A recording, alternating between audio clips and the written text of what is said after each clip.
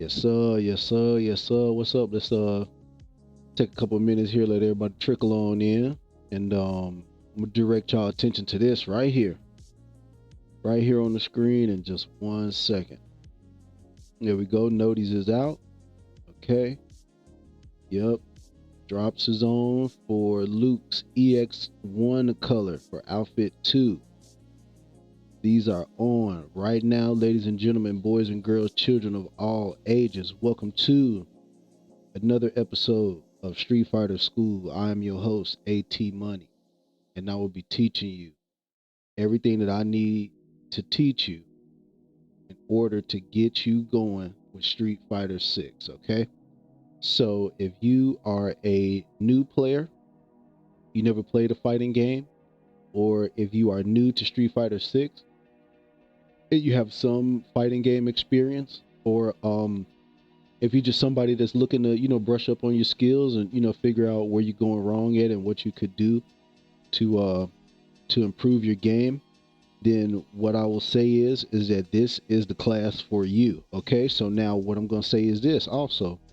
If you're a high level player, if you master rank, if you diamond, platinum, something like that, some of this information may not serve you as well as a brand new player would. So I'm not going to say that this class is not for you. But what I want you to do is use your time wisely. So if you feel like you could benefit from this, then hang out, show some love, drop some love in the chat. You know what I'm saying? Let everybody know. What up, Brandon? Appreciate you for stopping by, baby. You know what I'm saying? Appreciate you for showing some love. Um, but yeah, so this class is more so. What up? What up? What up? Addington Breezy. What's going on, baby? Appreciate you for stopping by and showing some love. Welcome to Street Fighter School. Um, Yeah, so if you are new to fighting games or Street Fighter 6 is your first fighting game and you want to, maybe get out of rookie, you want to get out of iron, you want to get out of bronze, silver, gold, you know what I'm saying, make your way up to platinum, I would say that this information that I'm giving you today is definitely going to help you get to the next class. So if you are a silver player and you feel like you're stuck in silver, this information is certainly going to help you get to gold. If you're a gold player and you're struggling to make it into platinum, well, then this is the class for you. If you're a platinum player and you still notice some bad habits in your game, I would say hang out for this class, man. It's gonna help you out. A lot of good information. But right now on the screen, what you are seeing here is the Street Fighter 6 supporter streamer campaign. Now, unfortunately, my channel is a little too small to participate in this right now. We need to get a certain amount of followers and we need to get a certain amount of people chatting at the same time. But this is the type of things that I'm talking about, where if you are a part of this community, then I would love for you to be able to participate in this. You know what I'm saying? Because I feel like you deserve it. I feel like if you are, a Street Fighter player and you enjoy, the different colors, the different costumes and all of that, then by participating in this community, you can help us get to the point where we can start to give these things away. So now, what I can tell you is this: for other games that I stream, like Delta Force, for example, those drops are on and free for everybody, whether you on Twitch, YouTube, TikTok, wherever you coming from. I have those drops enabled. But as far as this particular campaign is concerned, unfortunately, I can't participate in this. But that is my call to action to you. So if you would like to be a part of this community where we learn the game of Street Fighter and improve, you know what I'm saying, all the way up until platinum and maybe even higher up the ranks, then what I would advise you to do is go ahead on and hit that follow button for me. And every time you see me live, make sure you come and jump in the chat room and, show some love, send a couple messages around. You know what I mean? And then in doing so, that'll help us grow as a channel and we'll ultimately make it to a point where we could participate in this sort of thing. So, uh, other than that, real quick, let's just talk about this, for example, what you have to do to redeem it. Okay. So what it says here is support a streamer, get rewarded.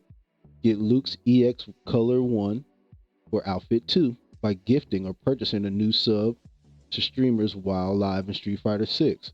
So what that means is that like right now I'm streaming Street Fighter 6 live on the Twitch and on the TikTok at the same time. So if you were to come to the Twitch channel and either gift someone a sub or sub yourself, then you get this skin right here. You get this color right here, which is pretty nice. It's a pretty cool looking skin right there. Let me see if I can zoom in a little bit.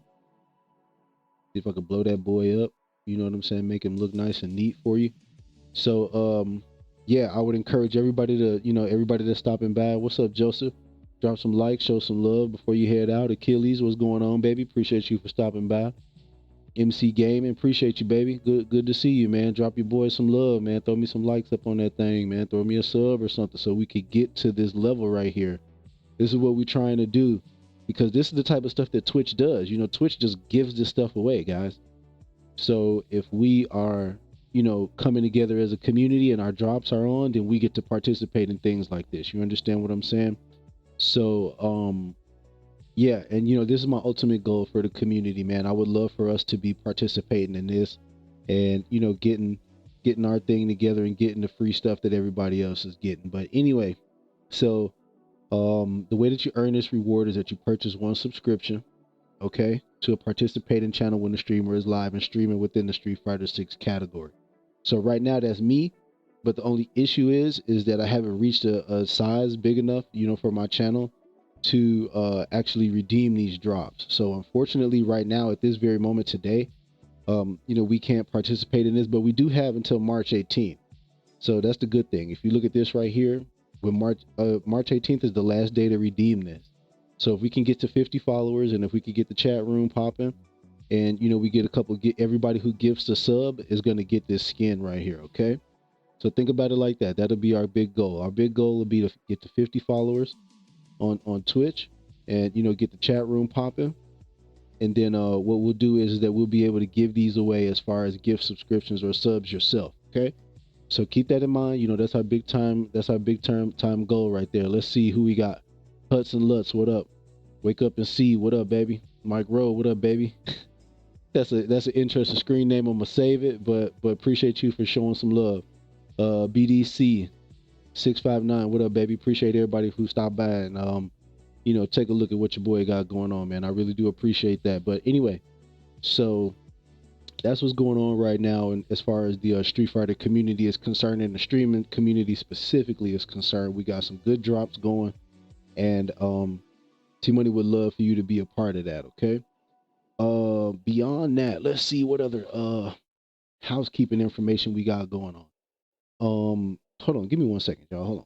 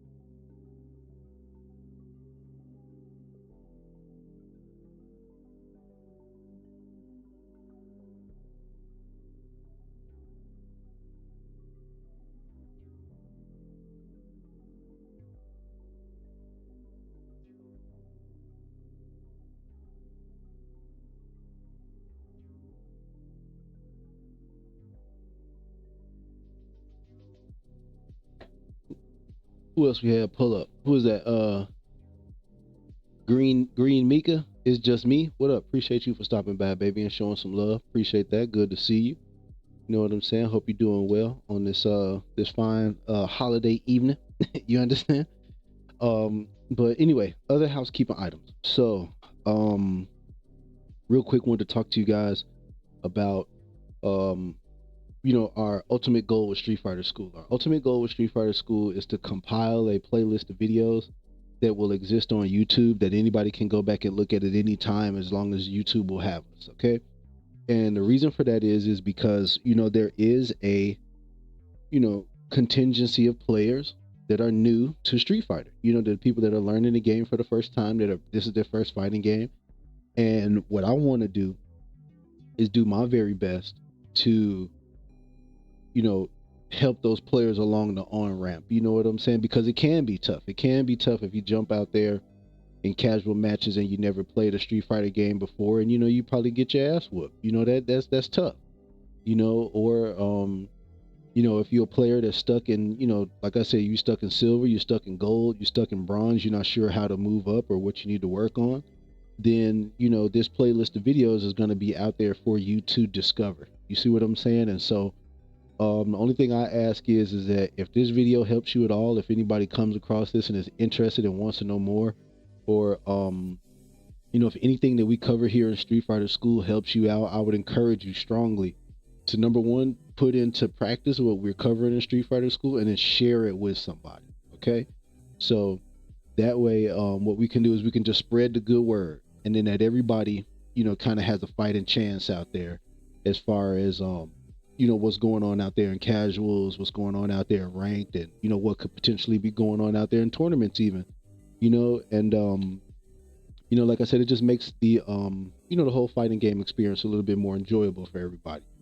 So, uh, beyond that, let's quickly cover everything that we covered in Street Fighter School so far. So far we talked about buttons, and what those buttons do, and how they, affect the frame data. As far as, what buttons do you press that give you what advantage, and how that helps you, string together combos. We talked about that. We talked about stringing together our buttons into a special cancelable move. So that would be, your buttons into a special move. And then we also talked about, your buttons into a special move and ending with the super. So that was, the first class. And then the next class we talked about was how to deal with the corner. And, in particular, how to deal with wake ups in the corner. So, we talked about things like shimmy. We talked about things like, just blocking. We talked about how to deal with invincible wake ups and, wake up level 1, level 2, level 3. We covered all of the things. Hey, Curso, what up, baby? Appreciate you for stopping by and showing some love. What's up with you? Hey, did you see Spec was on? We go once I finish breaking it down for the new viewers, we're gonna switch over to Spec and watch a little bit of Spec. Is that cool? But yeah, so that's what we got going on, y'all. And so now today, for today's class, what we are gonna work on is that we are gonna work on anti-air and how that plays into the game plan, how that, helps you get your offense going, and the reason why it is so vitally important, so incredibly vitally important that you anti-air and that you have that be on your tool belt. Because what you will notice is that on the lower level, I would say all the way up to, I mean, it's Jumpy McJumpersons in platinum, it's Jumpy McJumpersons in diamond. And if you don't have a game plan for anti-air and what to do after you successfully anti-air, oh, Final Fantasy, okay, cool. I mean, that's cool. We still shout him out, show him some love. Shout out to Spectral Star, man. That's a great dude right there. And he's a very strong Street Fighter player. So if anybody is new to the Street Fighter community and you want to try to, learn a little bit about the game, and you want to be entertained at the same time, I would strongly encourage you, hop on YouTube and look up Spectral Star, man. That's my man. I every time he's on, in particular when he playing Street Fighter, I'm watching. Appreciate you, brother. Appreciate you, Curso. Yeah, man. I've been trying to keep it coming, being consistent with Street Fighter School, and ultimately, what we're gonna do is that once we finish all of the basics, we'll jump into, streaming some casual matches, and then after we stream a couple of casual matches, then we'll get into ranked, and we'll do like a, what I mean? Like we'll start with a brand new account and then take that account all the way up to, until we hit a wall or something and figure something out. But yeah. So today we're gonna cover anti-airs. We're gonna cover anti-air with a very specific character. I'm pretty sure you guys know who I'm talking about without me having to say who it is. But we're going to cover anti-airs with this specific character for a very specific reason, because it teaches you how to use the anti-air effectively and what that timing looks like. It teaches you what that spacing looks like. And so what I'm hoping you learn from today's class is that how to gauge, the distance you need to be at and the timing that you need to have that input coming out in order to hit your anti-airs more consistently, and then give yourself enough space to follow up the anti-air with some OKI pressure and, a meaty button or a shimmy, just like we talked about in last class. So let's you know what? Since Spec is on Final Fantasy tonight, let's see who else out here in the streaming world is doing something. Maybe we could see who else is streaming and take a look at them real quick. Give me 1 second. Let's get to the get to that. Let's see. Let's see. Okay, we got Punk out there. Let's see Punk. Let's watch some Punk real quick. He's not playing specifically, but it is a matcherino going on, so that's cool. We could watch some of this. There we go. Street Fighter Academy going. Okay. So here, let's see if we can pick out some anti-airs here. Let's see if we see somebody jump and get anti-air. That was a good anti-air jab right there on the cross-up attempt. Oh, not the tea bag. Is that a tea bag? Is that a tea bag, baby? Okay, parried and fireballs, not having it. Okay, there we go. Driver's check right there. He checks it with a OD Shoryuken right there. Good job. But now, if you notice, one thing I want to point out before we even get into class is that look at the ranks here. Look at Grandmaster and look at Legend and look at how there's very little jumping going on. Okay, there go a jumping. There go an anti-air. There we go. That's what I'm talking about, baby. Okay, there go another jump, but no anti-air this time. So we've been watching this match for a few. Oh, there go a third jump. Didn't catch anything with that jump. Okay, good little drive gauge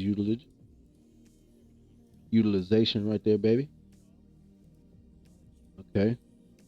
Oh, Punk put the match down. Okay, is it his turn to play? Let's see. It might be Punk's turn to play, y'all.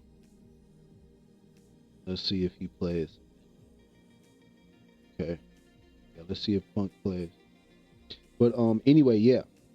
So the point I was making was that, you know, even on the lower level, you know, you do see a lot of jumping. And then when you get to the higher level, you don't see nearly as much jumping. Paz, what up, baby? Alex, what up, baby? Appreciate everybody for stopping by and showing some love, man. Make sure you drop some likes on the way out the door. We just watching some tournament play right now and talking over some anti-airs and stuff like that. Okay, so look, so we got a legend rank. Wow, this is the number one. Oh, that's Punk. Awesome. And then we got a grandmaster rank here. Let's see how much jumping we can pick out here. See if we just see any just random jumps. Now there may be a little bit of jumping because you kind of do have to navigate those traps with JP. Oh, there go a jump. Okay, no time to anti-air right there. Gets jumped on a little bit. The Bananakin intern getting jumped on. Oh. See if Mai could get in there. Okay, good drive rush. Go ahead on and finish that combo wombo up. Get in that corner. There we go. Good job with the Throwski. Okay, throw the fans out. Trying to get a mix there. Misses. Okay, still bullying, still punishing. There you go. Just like we talked about, guys. You know, when you get a guy in the corner, you don't want to let him out of there for free now. You got to get on him. Okay, so let's see what we get. Okay, good drive rush. Drive rush, jab, and the throw is very strong in this game, guys. Okay. Okay, there we go. We hit a Rienbu right there. And just like we practiced in the very first Street Fighter school, you know, we got the Rienbu into the DP into the level 3. Okay, there we go. Good job. Good job not letting them out the corner. Let's see here. Okay, Punk, drive rush. Okay, so that's what we talked about, guys. We talked about with Mai, the game plan is going to be those fans into the drive rush. You know, we want to take advantage of that mix-up. But this JP is getting out of the corner. Finally, he's been getting bullied for about a round and a half. Okay, there's a jump by Punk. Another jump that doesn't get checked right there. And so as you can see, what's happening is that as Punk is jumping and the JP player is not anti-airing, the JP player is kind of slowly but surely just getting dwindled down on the health for not checking those jumps. He's not even attempting to check those jumps. There we go, another match. Another round ends very quickly there. And yeah, those jumps are important. You got to check them, guys. You got to check them. We'll be covering that in a couple minutes here. Okay, there we go. Another fan into the drive rush. Okay, now we got level 1 in the corner, like we talked about as far as the my game plan is concerned.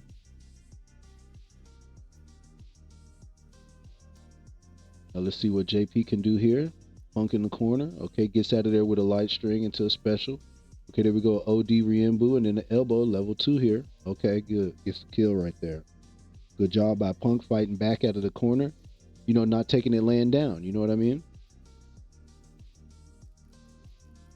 Okay.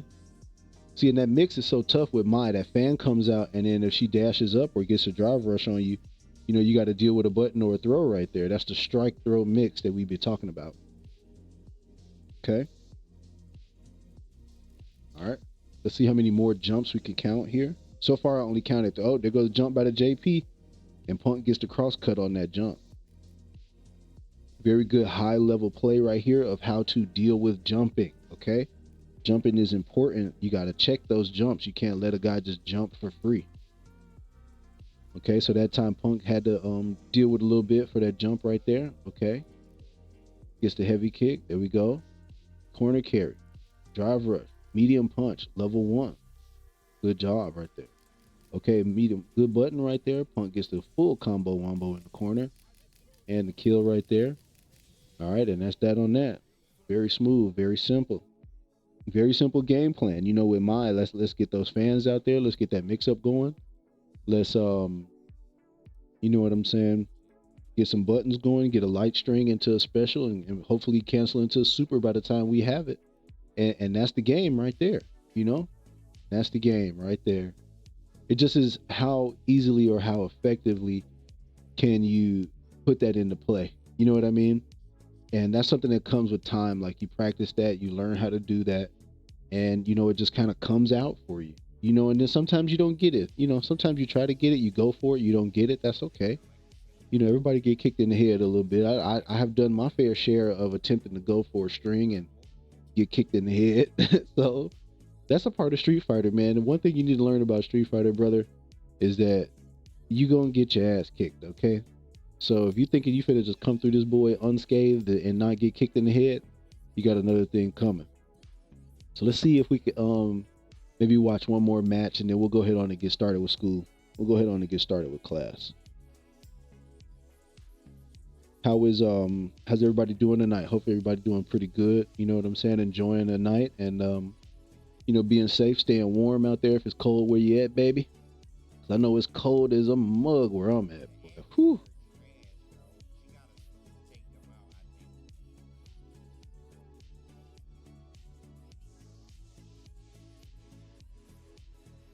Okay, here we go.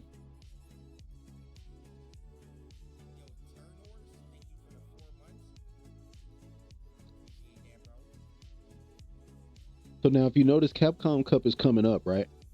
And every streamer that you turn on that's competing in Capcom Cup, they're playing in tournaments. And what that does is that it just prepares your mind, it prepares your game plan, it prepares your, you know, your mental stack for playing in a tournament. So I think that's a really good thing, even for new players, to, you know, jump out there and find some tournaments to play in and try to put your stuff into use and, you know, see if you could get your game plan going. But then also watch those replays and see what you can learn from your performance in that tournament. We all if there's a tournament going on, you know, when we get to the you know, the casual and ranked portion of Street Fighter School, then we will enter that tournament and we'll just play. And we'll just play based on our game plan and see what we can do. You know, see how effective our game plan is in a tournament.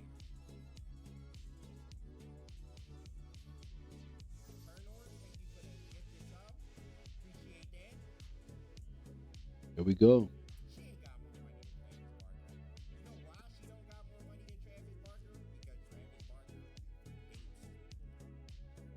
Look at the punishment in the corner. Just look at the ridiculousness that went down in the corner right there. You know, this is what I mean by, you know, bullying an opponent in the corner. If they're not gonna block and if they are gonna try to jump out, then hey, you better, man, you better start mashing. You better keep that pressure on them, man. You don't want to let anybody out of the corner in this game for free, because there's so many comeback mechanics in this game where you could be up, and if you let somebody out of the corner for free, you could get punished like that. What's up, y'all? Let me shout out the gang real quick. Alex, Jose Montez. Looks like Adrian Velasquez. Christian. B Southern. Appreciate all y'all for stopping by and showing you boys some love. Appreciate that, baby. We just watching some matches before we get started with Street Fighter School, but we'll be going shortly. Okay, so see here. Okay, so Aki tries to get out of the corner, gets punished for it. Okay, goes for a whiff off of a shimmy. The throw got whiffed. Okay. And now Dual Kevin is also in Capcom Cup. What's up, everybody that's joining on Twitch and TikTok right now? Appreciate everybody for stopping by and showing some love. So Dual Kevin is playing in Capcom Cup and he's competing in tournaments. You know, that's like the way that you ramp up and you get ready for these things, man. You got to make sure you're getting some tournament reps in, and you know, and however that works out for you is how it works out. But you should always be looking to learn something, whether you win or lose. You know, you want to learn something. You want to go back and look at those replays and see what you could have done better, or see what, you know, tech came out that you weren't ready for, and try to come up with a game plan for it.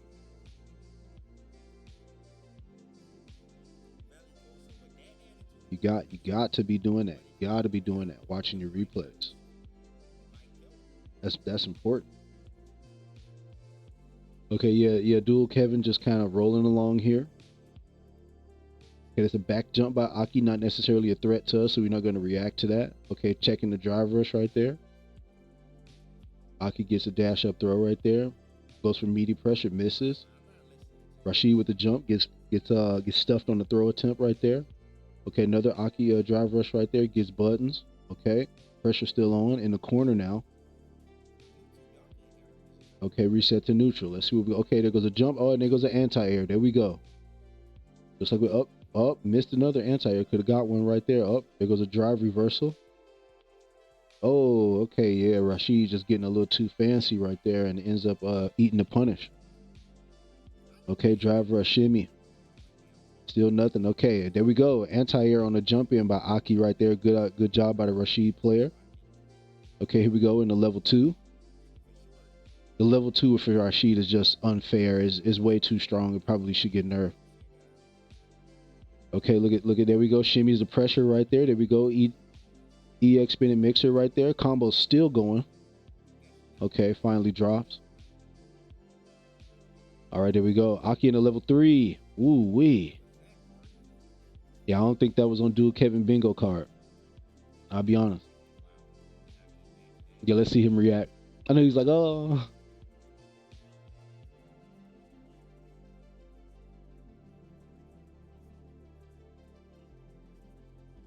Okay, there we go. Drive rush getting some pressure there. Okay, Aki checks that with the throw. Whiffs the throw by Aki. There we go. Rashid on the offensive. Okay, a corner carry right here. Let's see the OKI situation. Gets a jab right there. Good job right there getting the buttons by Dual Kevin. There we go. Let's see if he can keep the pressure going. There goes a spinning mixer. All right, and then mix up and then a throw right there. Okay, another dash of another driver throw right there. Yeah, so the game plan is simple. You know, when you get a character in the corner, you know, what you want to try to do is mix that up. You know, you want to throw some shimmy, you want to throw some drive rush, you want to throw some buttons. You know, you might even throw a neutral jump if you're feeling risky, and just go for it, man, and just really go for it. That's your opportunity to go for it, because the opponent in the corner is most likely guessing. An opponent in neutral, you know, is significantly more dangerous to you than an opponent in a corner, because they cannot walk away from your pressure. The opponent in a corner cannot walk away from your pressure. So you got to think about that. You got to think one of the only things he could do is wake up with an invincible reversal. He could block. He could back rise. You may back dash or something, and jump out. That's it. Those are the only 3 options. The opponent cannot walk back. So good job by Dual Kevin right there, keeping the pressure on. All right. Looks good. Looking good, y'all. All right. So here's what I'm going to do. I'm going to put this down for a second here. And I am going to pull up some Street Fighter 6 and we'll go ahead on and get started. Let me close that. Let's see. Do. right. Let's see. Okay. But yeah, so again, guys, the game plan, generally is pretty simple where, all we looking to do is get the opponent to the corner, apply some pressure and just keep them guessing. And the more opportunities that the opponent is guessing, that works out in our favor. What we don't want to do is get in the habit of getting a knockdown and not getting a corner carry. Or what we don't want to do is get in the corner and give away our pressure, give away our opportunity to, really do some damage. So let's get active here, and then we'll jump right into the training room, and then break it down. Uh-oh, hold on. Close these windows here. I'm sorry.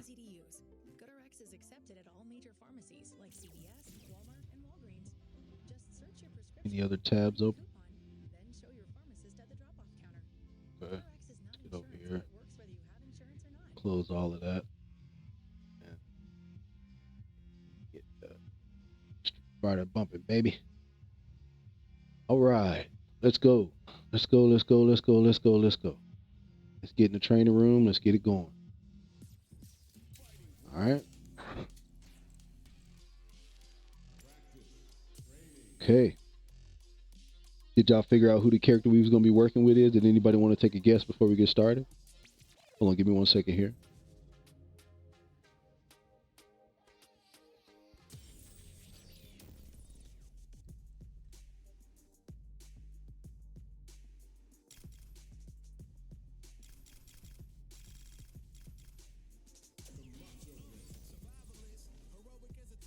Doomsday, what up? What up? What up? Appreciate everybody who pulled up on Twitch tonight, man. It's a beautiful thing to see you guys. Let's get my man in there. Get Bison in there, baby. And, since we got to get Ryu, we'll go with a new color today. Okay. Oh. Okay, give me 1 second here. Now, he just threw this out. I'm about to punish him. Get out of here.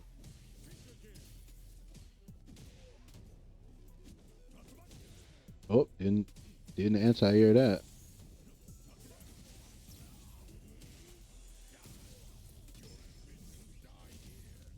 All right.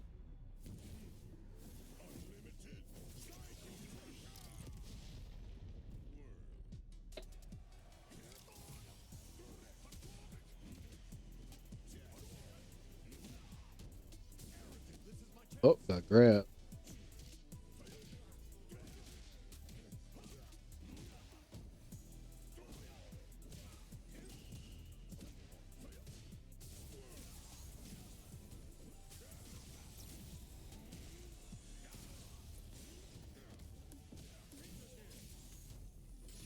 Ah, miss.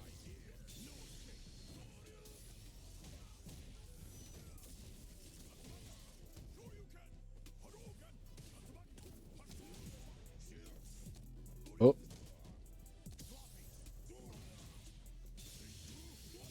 Oh, I thought we was going to make it over there.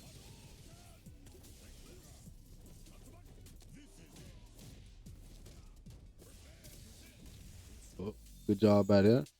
All right, so let's go ahead on and get the dummy set up. And what we are going to be working on is dealing with anti-airs, okay?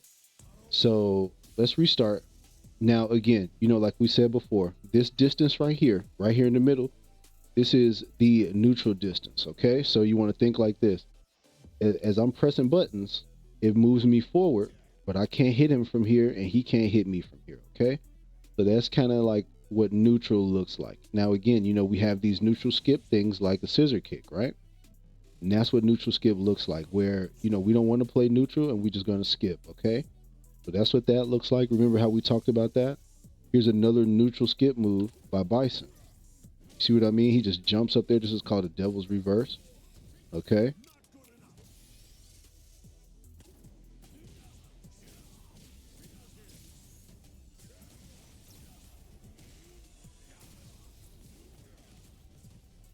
Okay, so I did it right that time. All right. So anyway, I'm just brushing off my Bison. I haven't played Bison in a minute, but I love me some Bison.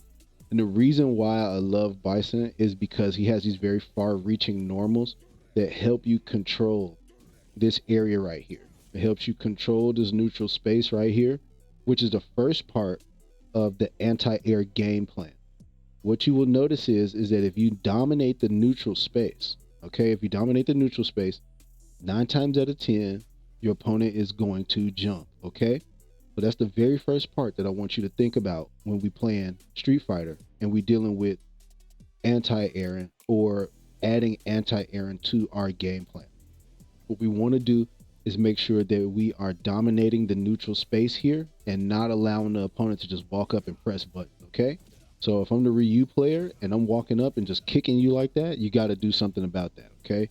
You got to use your good button. You got to walk back and try to whiff, punish, or something. You know what I'm saying?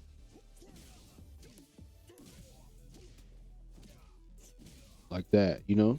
Button comes out and then you punish it.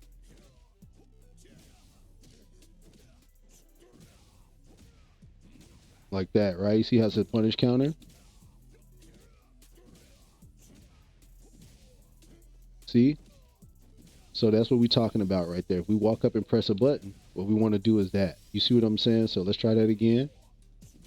We want to try to punish these sorts of buttons that are just flying out, you know? All right, let's try it again. See that? So here, let's go one time.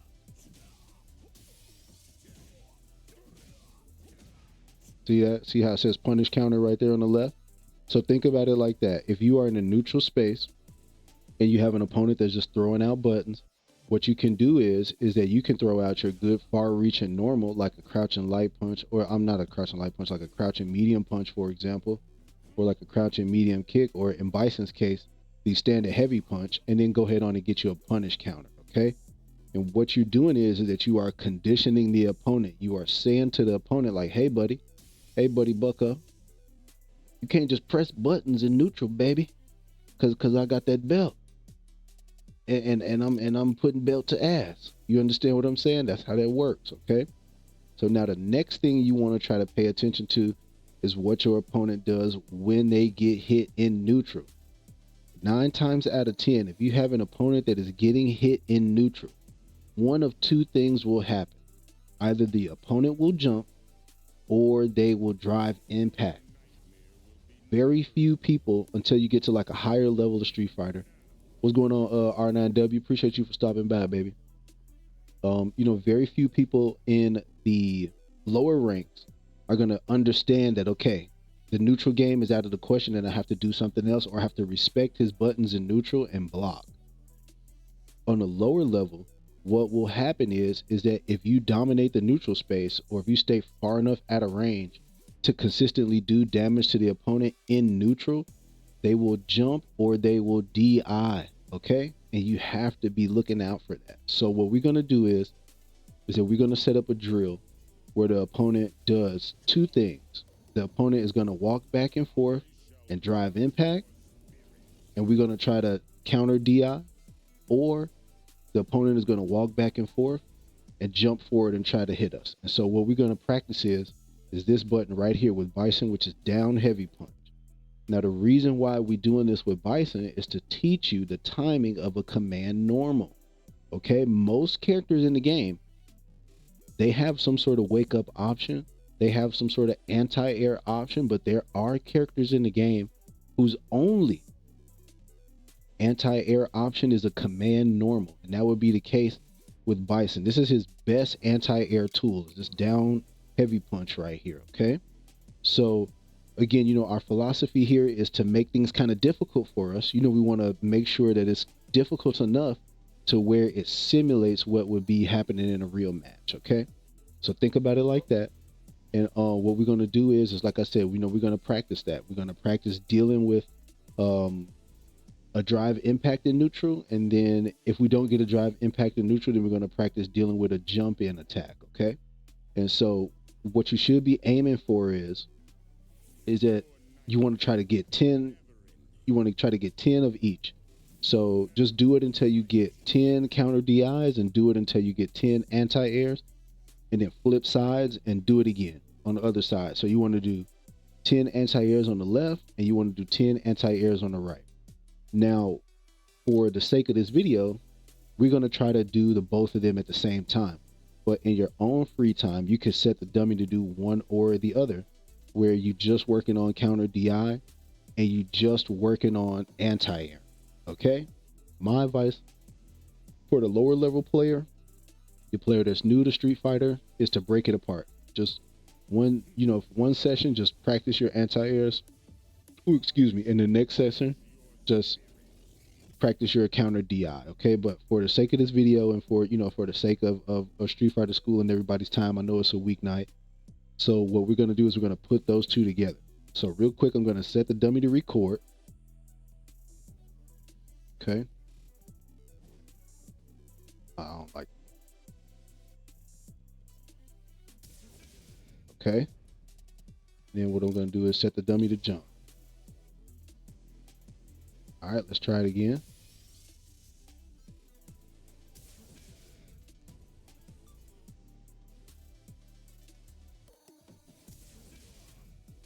All right. So now let's go to our recording setting. Oop.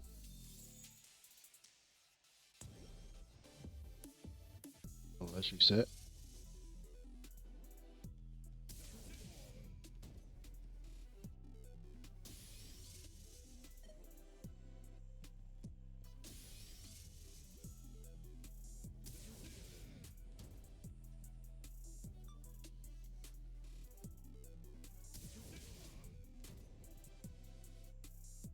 All right.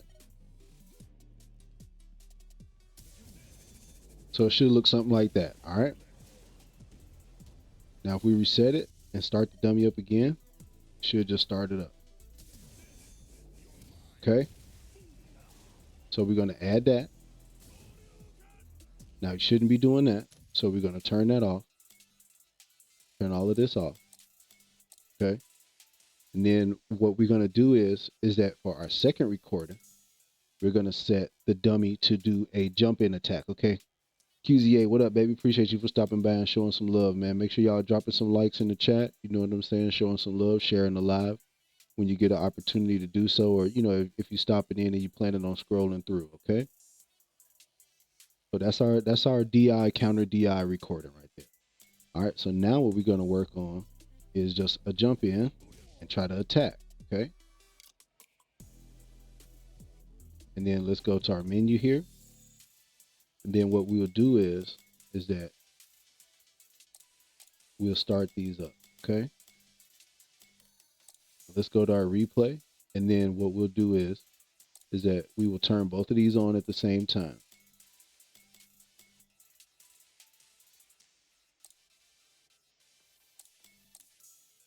Okay. So now if I start this, all right, now you see how he jumped right there, right?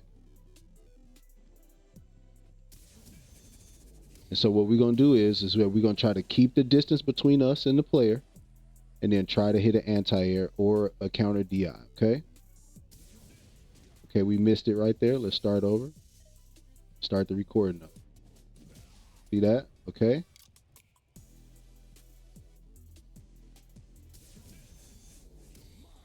And so that's all we're going to do. All right, we're just going to keep working on that. So let's work on that for a little bit.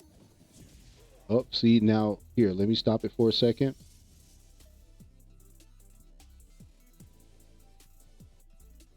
Let me stop it for a second there. What you should know is that the reason why we are practicing with Bison is very specific. It's to teach you the timing of a command normal as an anti-air, okay?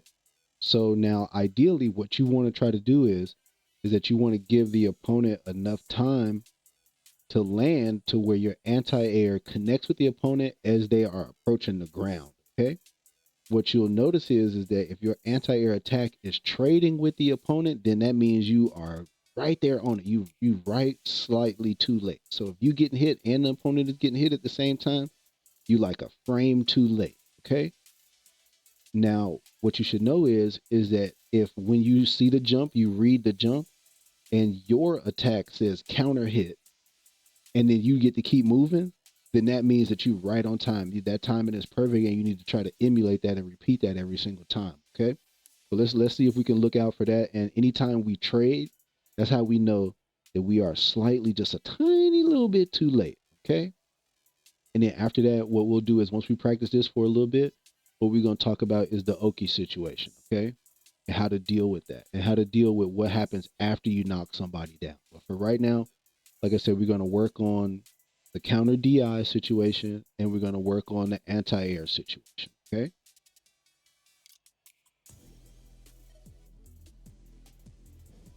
Oh,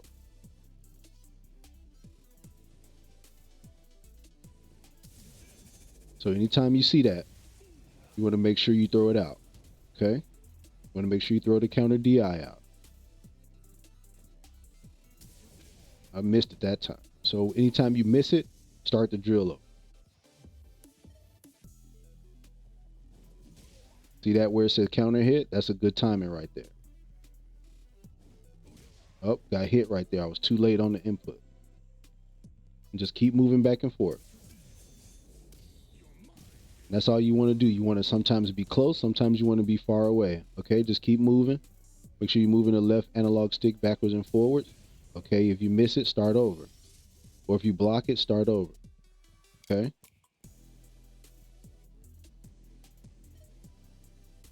Just keep moving. There we go. See, we traded right there, so we missed it. Let's try again. Okay, we missed it right there. We could have countered DI. We blocked instead. Okay, we're just going to work on this for a little bit. There we go. So we hit that one. Now let's keep going.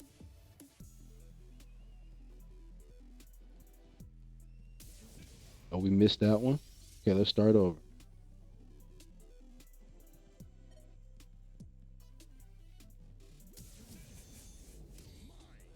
Okay. Shouldn't have did that. It's just such a I just react like that. I shouldn't have did that. All right, there we go. Well, I got the counter hit. Okay, good. Let's keep it going. Okay, I blocked that when I missed it. And every time you miss it, just say it out loud. Jay-Z Young, what up, baby? Appreciate you for stopping by, baby. Appreciate everybody that's stopping by and showing some love in the chat and all of that. I really do appreciate that. Y'all making it easier for me to, climb up the ranks and get up there and, let people know about what we got going on, okay? So I appreciate that. Okay, here, let's get back over here. Let's see.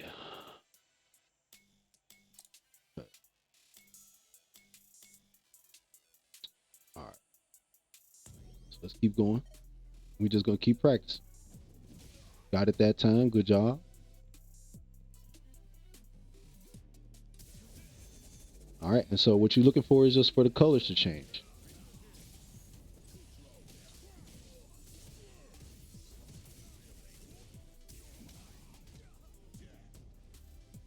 All right.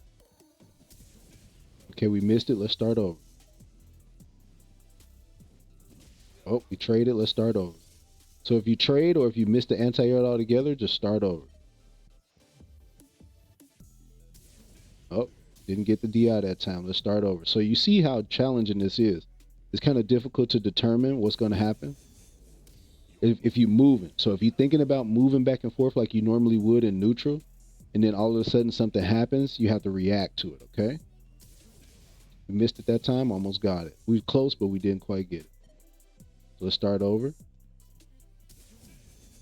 Anytime you hit this, what you're going to do is that you want to try to focus on what you want to think to yourself, what's my next move? Okay, we hit the anti-air right there. Good job. So we got them both in one rep right there. We got the drive impact and we got the anti-air. Okay? So here, let's keep working on this a little bit more until we get it right. And just keep moving. Don't ever stop moving. All right, we missed it. Let's try again. Okay.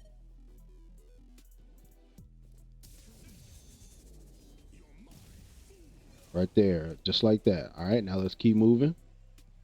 Now, if we get a jump, we're going to deal with the jump. Oh, we trade it right there. That don't count. Okay, and like I said, you want to successfully do both of them in basically one setting. And so you want to try to do that 10 times. All right, bad read right there. Okay, so just think about it like that.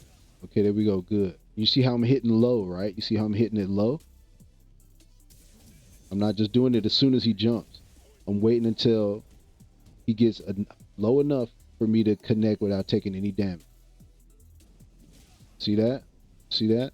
A good rule of thumb is that if you have an opponent that jumps a lot, what you are looking for is for the opponent's head to cross the health bar. Okay? That's my little trick, my little inside tip right there. If you just are, kind of walking back and forth in neutral, and then all of a sudden you see the opponent's head go across the health bar, get ready to anti-air, baby. Press that button, baby. Cause it's gonna be time to beat ass. Okay, that's how you know.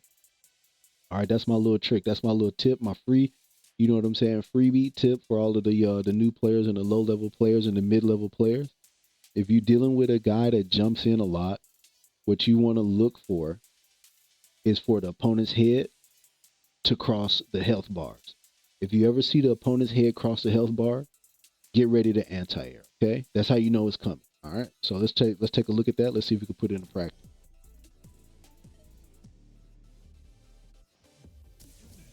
Okay, so we're getting good with that. Here, let's switch sides. Okay, we're gonna start moving. See how I was ready right there, but I was a little bit too far back. Now that's one thing I did want to cover.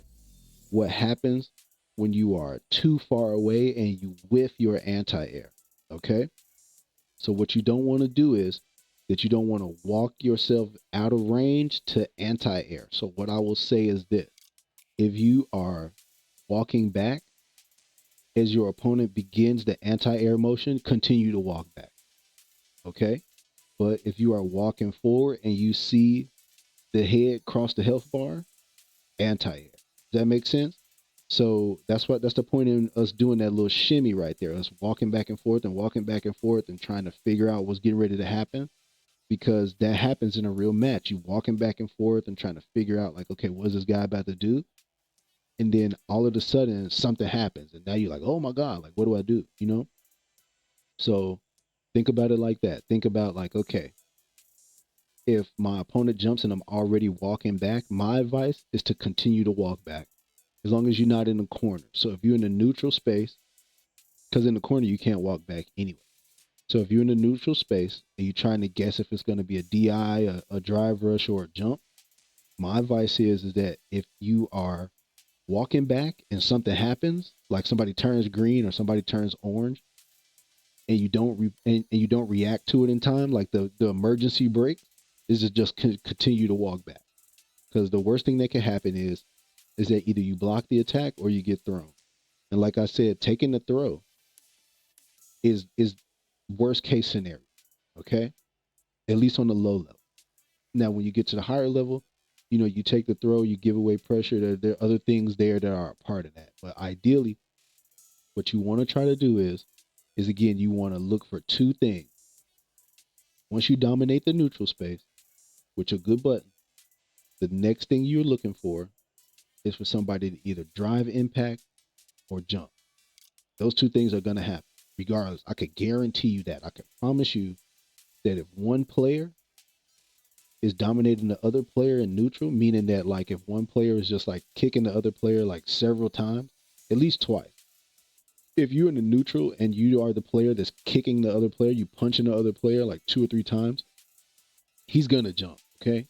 Because everybody just jumps on reaction. Everybody just does that. It's just as a part of playing Street Fighter.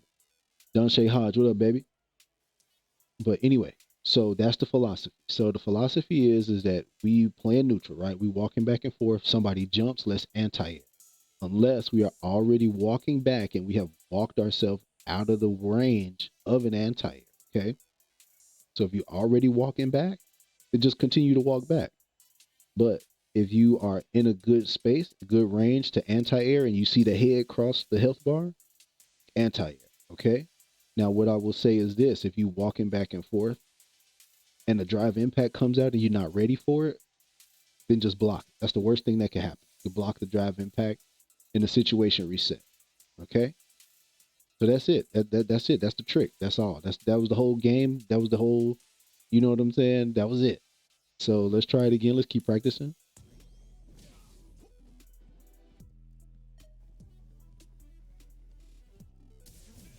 Okay. See? So we walking around, something happening. Let's try to do something about that. Well, let me get on the other side. Now, if you notice this range right here, am I close enough to anti-air? Okay, I am. But a drive impact came out, and I wasn't ready, so I just blocked. Okay. Here we go. Good. I'm ready for it.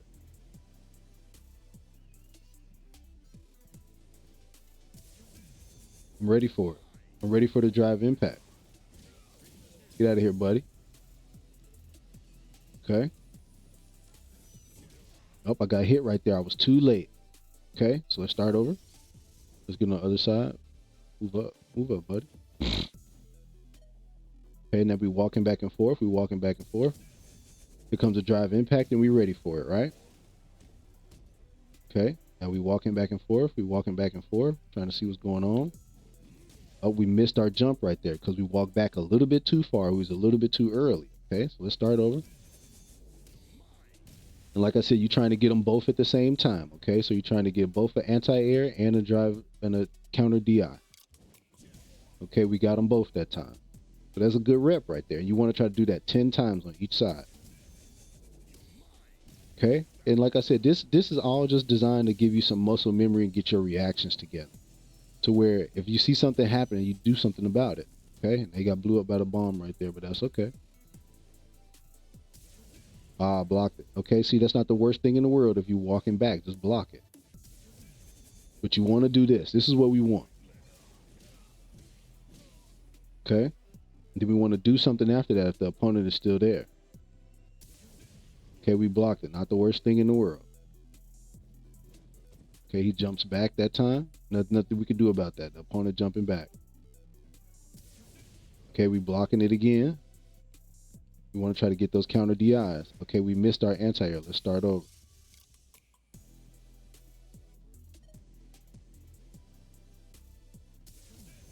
Okay. And so, like I said, this is not the easiest thing in the world to do, by the way. Okay, we trade it right there. But that's good timing, but it's not a great timing.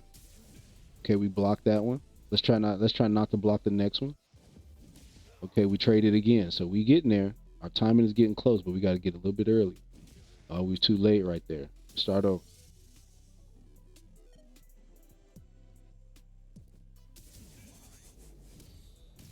Okay.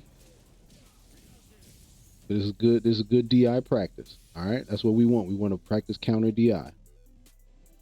And then when opponent jumps, we ready for it. Okay.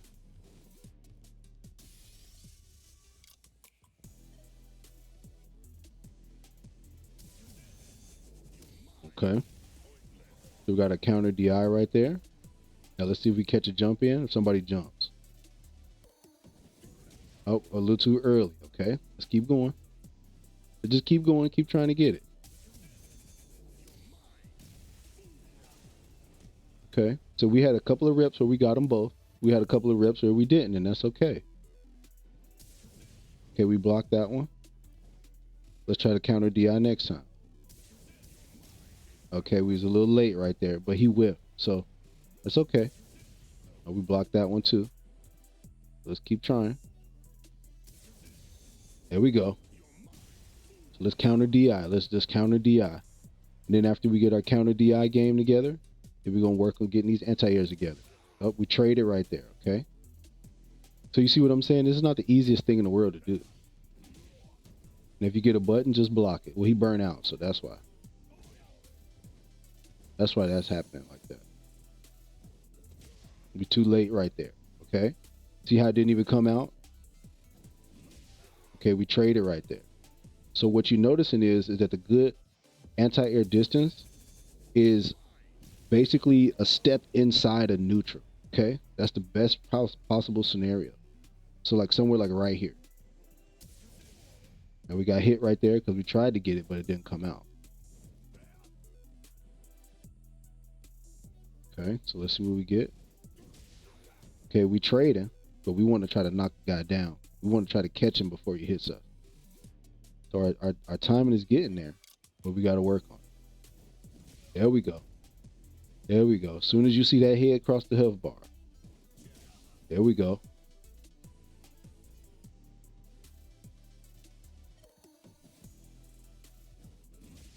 Okay, we trade it right there. And like I said, you just keep resetting it. Just keep trying it. Just keep doing it. There we go. Got him that time.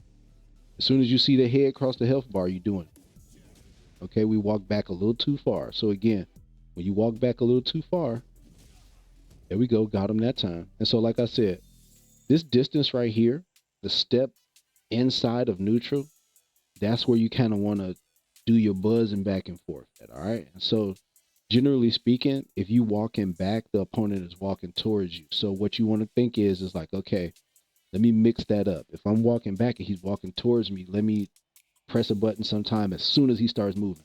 Other times, let me, let him take a few steps towards me and then press a button. And in that way, what that does is that gives you the ability to dominate the neutral space so that you can condition your opponent to start jumping. Okay. So now what we're going to do is I'm going to take a quick break right here. And then we're going to work on what happens after you land an anti. Okay. So I'll be right back. Hang on.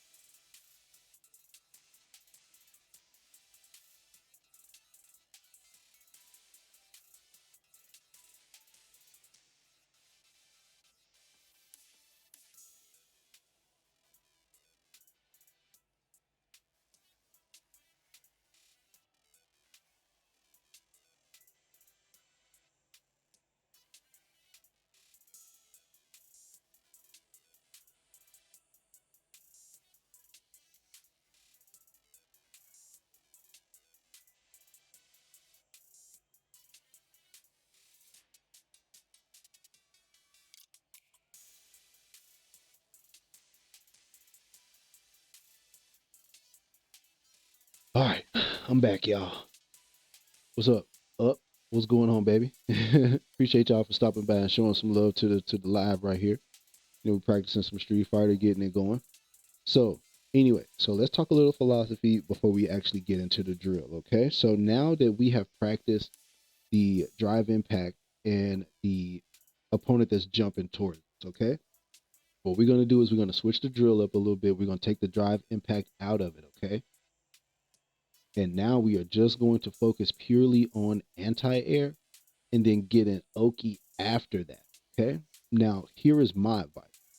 My advice is that anytime you want to get OKI after an anti-air, you can do one of two things. You can either dash up, or if your character has a neutral skip, you may want to try that.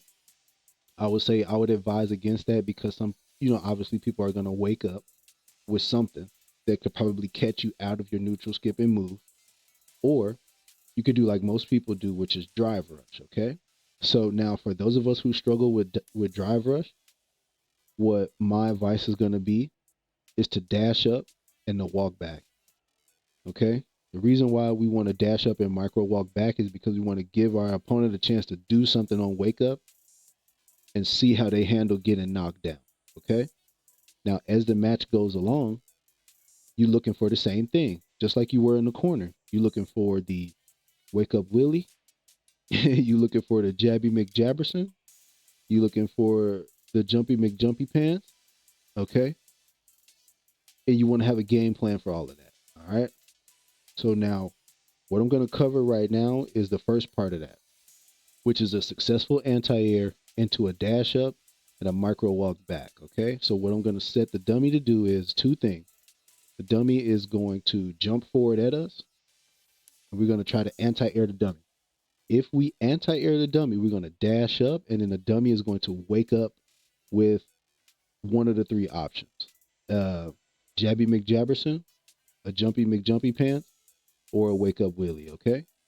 And so let's set that up right now. So we're going to go to reversal settings first. And so the first thing we're going to do is change this to crouch and light punch. And then the second one, we're going to change into the wake up level 3. And then the third one will be the overdrive invincible wake up. Okay. So now what we should see, it's your boy. What up, baby? So what we should see is that anytime we knock the opponent down, we should see, well, let me leave the jump on. What we should see is that the opponent wakes up with one of these three options. Okay, so let's start it. Oh, that's the wrong one. I'm sorry. Turn this on. Now, if we were to hit that, the opponent would wake up with a button. Okay, so we missed it. Let's start it over.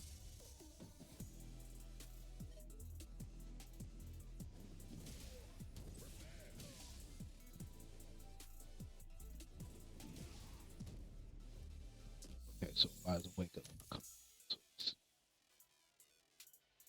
So see if we get something.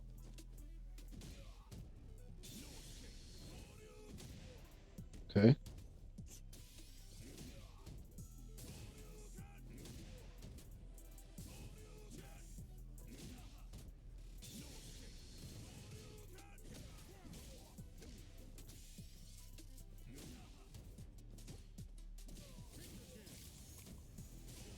Okay, so see how I'm getting hit on wake up, right?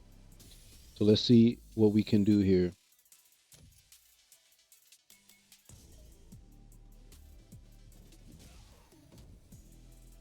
Okay.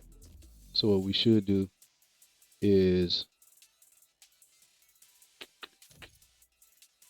block. So let's do this. Let's turn that off. And then what we will do is that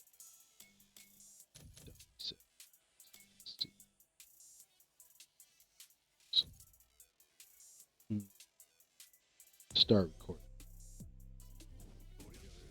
Okay, so that's the one.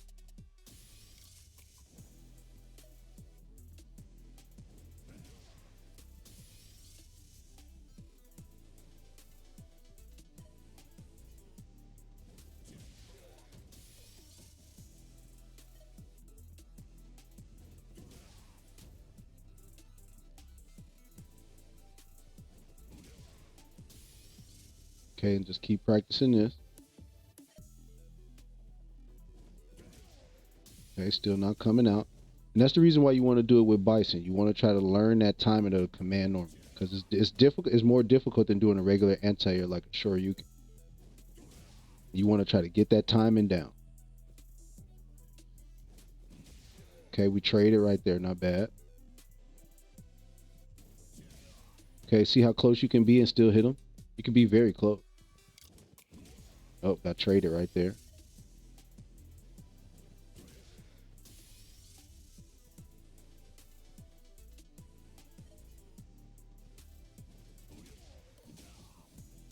So I wonder how you get both. How do you get both?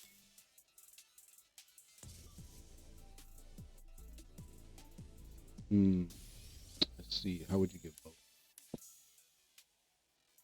Assess the uses of reversal after recovering from a knockdown. Well, why don't we do this?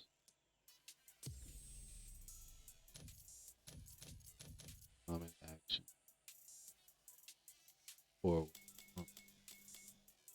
And then instead of dealing with that, what we will do is that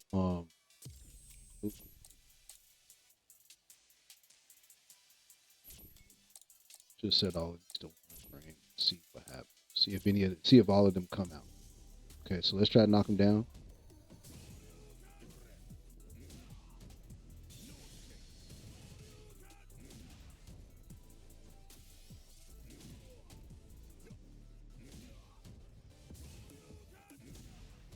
Okay.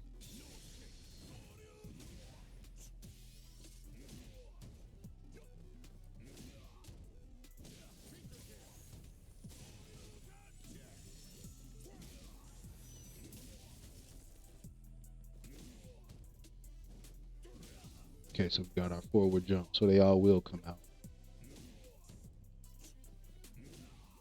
Can't do nothing else.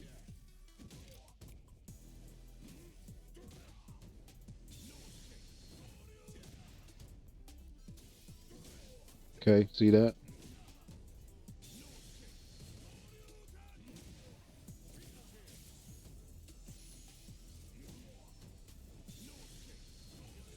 Got hit right there. Okay, so let's try to do this. I'm trying to think of a better way to do this, but anyway, let's do like this. Let's break it into parts. What we do is we'll work on turn all of this off for right now. We'll work on the OKI situation. Okay, so let's reset, start our recording, and then work on the anti-air. All right, and then what we're gonna do is we're gonna dash up after that and walk back.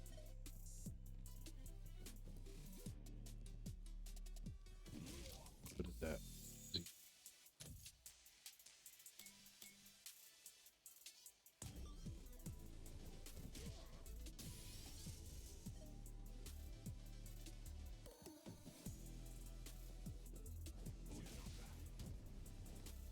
Okay, now we were looking for a dash up after that. Oh, I know. I was wondering, I'm like, what is he doing? Okay, so that's what I want to see right there.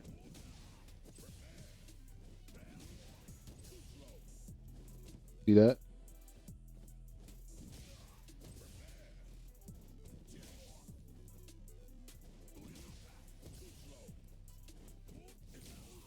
So you want to dash up after that. After anti-air, you want to dash up.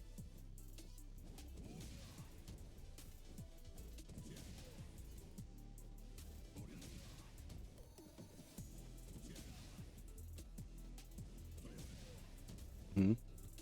Okay.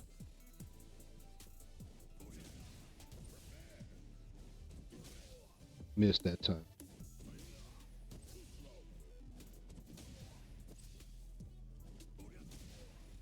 Okay. See how low you can hit it? So now let's see if we can set up. Is it going to do a wake up action right there? I wonder why it's not doing it. Maybe it's something that I don't know that I'm not doing correctly. See, because it'll wake up with a jab. But let's see if I anti-air will it wake up with a jab? No? Why not?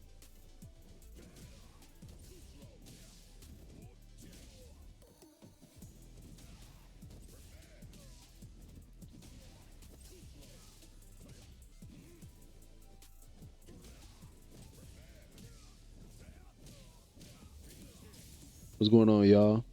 UniBX, what up, baby? Appreciate you for stopping by.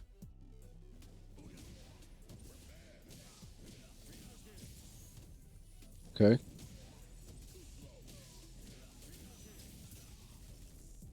So you see how that's going with Bison, right?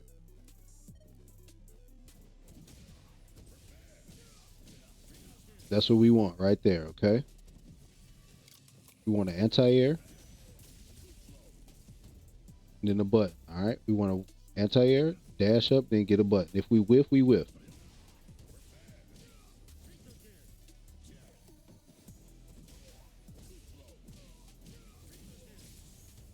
Okay.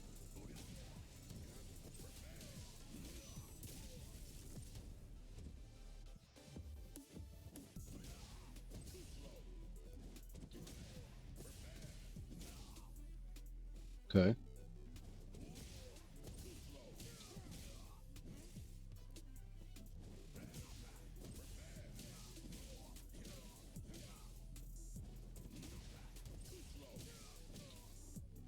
Okay. Like that. So when we get the jump in, we want to dash up.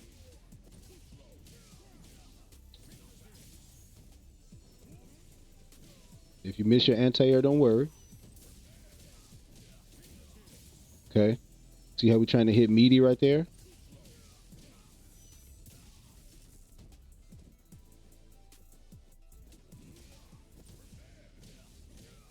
Just like that, okay? So you see how that's going? We trying to anti-air first and then get close. And we want to see what's gonna happen right there, okay? We want to see what's gonna happen right there. Let me see how I can. Oh, let's see. What can we do to get that to come out?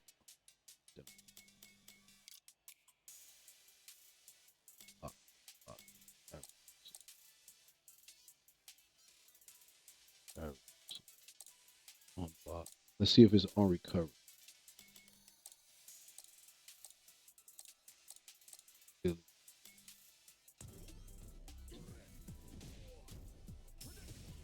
Okay, so that's what that is.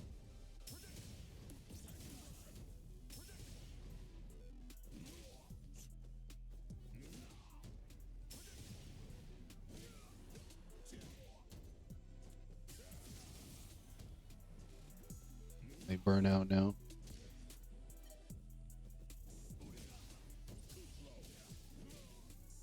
Okay.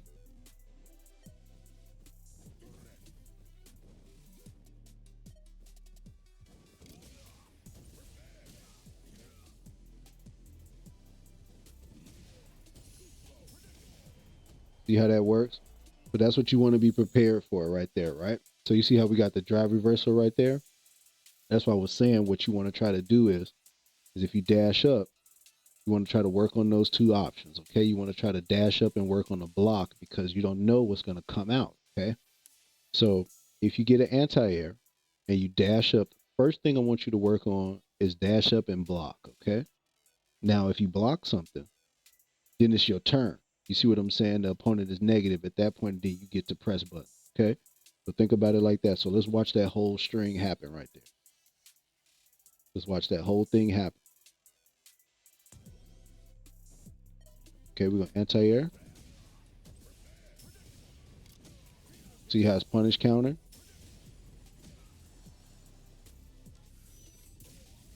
Now it's T-Money turn, right? Okay. So let's see. Let's see if we can. Dang, but I wish you could set something right there.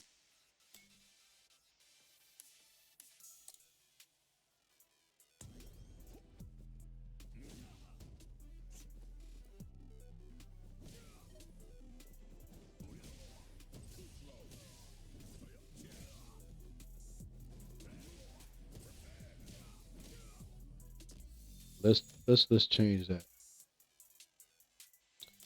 Let's put the drive gauge on refill. Okay.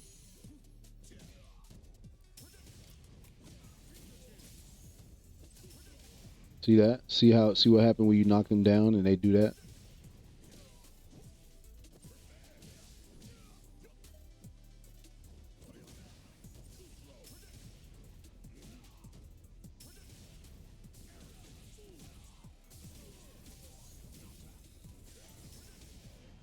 See that?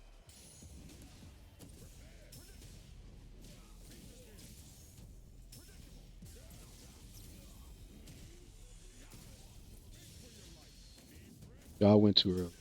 I gotta brush off my bison, y'all. My bison is so dusty.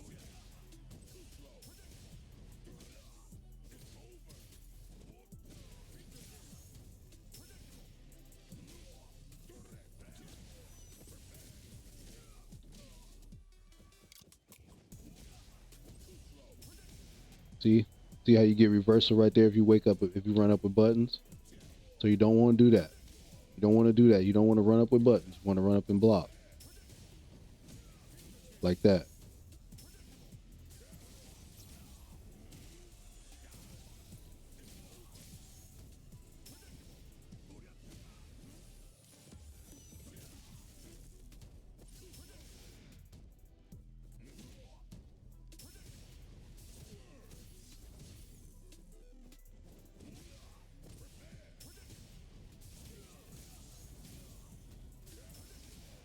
Okay, so you see how that even with an EX move, you still get beat. Okay, especially in Bison's case with the Psycho Crusher, you still get beat. So think about that. All right, so let's go and do some more. Let's see, drive impact frame meter and you know that's not what we. Let's do some reversals. Okay, so now again, you know what we want to try to do is that we want to get in the habit of dashing up after anti-air and trying to hit meaty. Okay, so what I'm gonna do is that I'm just gonna leave all of this stuff on, just like this.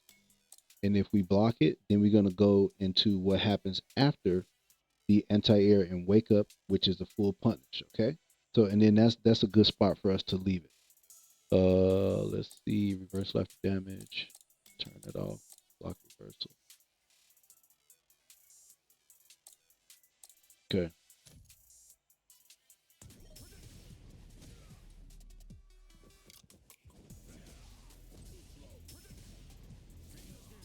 Let's turn that off. That hmm,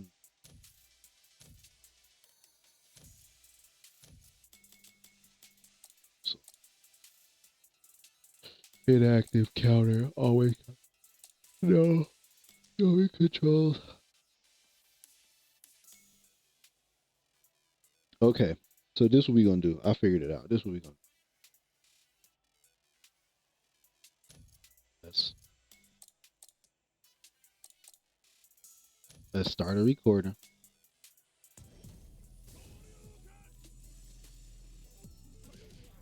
Start a recording. Okay.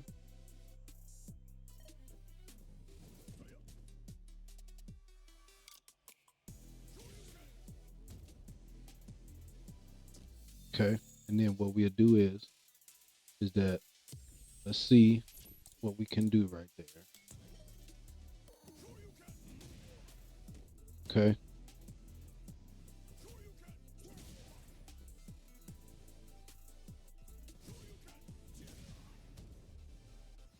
Let's see. So this first recording.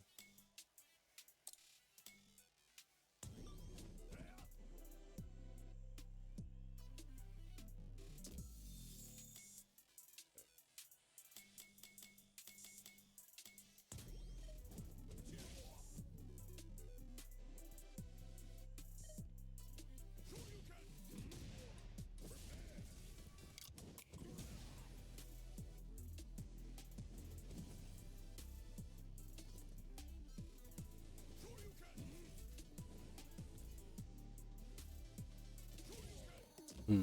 Okay. Recording trigger. So random selection. Okay. I know what we could do. Let's delete them all. How you do?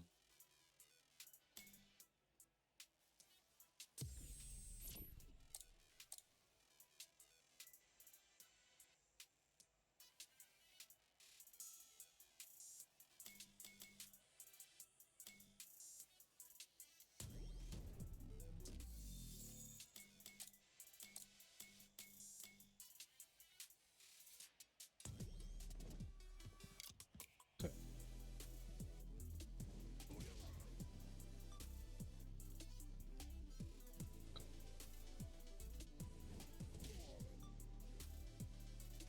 Oh, okay.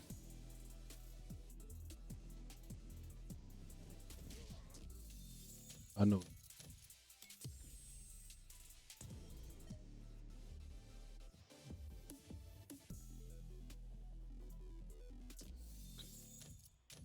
I'm sorry, y'all. I'm figuring this out in real time. Let's turn up.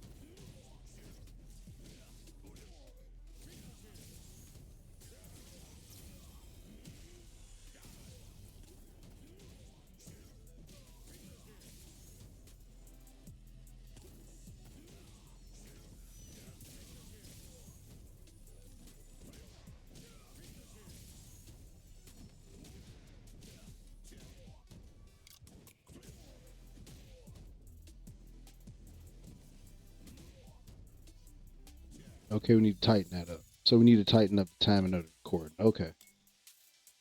So let's start all over.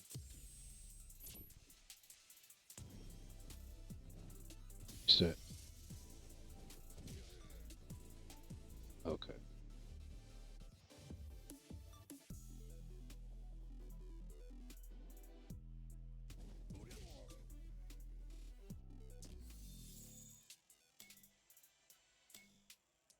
So now let's see what happens. Okay.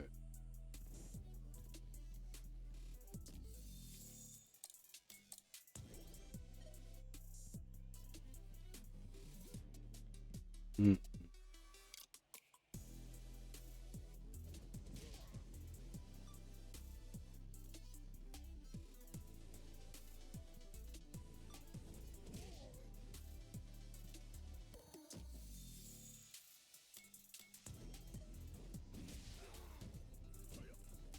Why is he waking up with that button? I can't figure out why he's waking up with that button.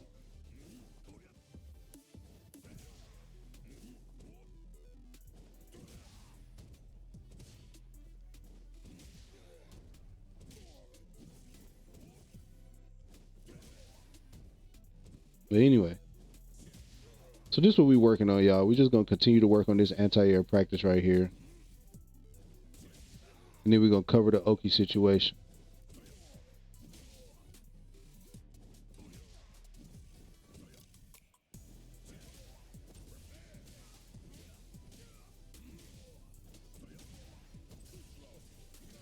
Missed right there.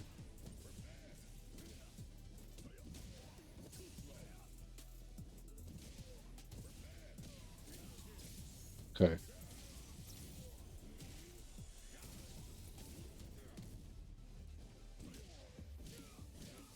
I had a lot of time to think about it that time.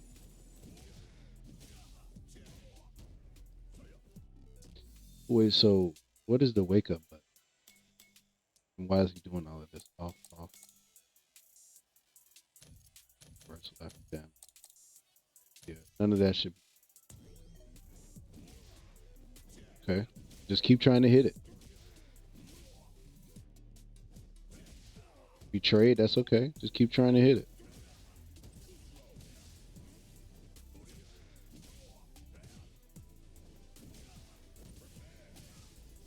I missed my punish right there. There we go.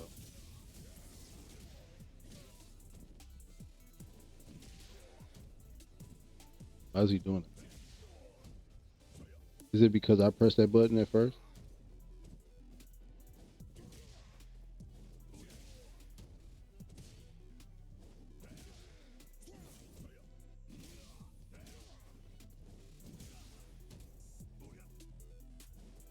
Oh, I know what to do.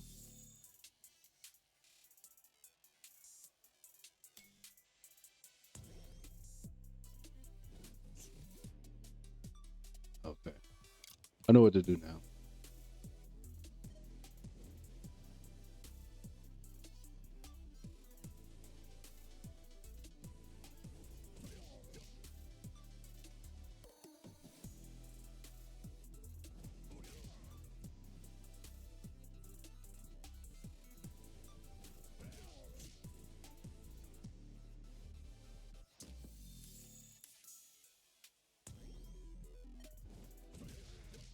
Okay.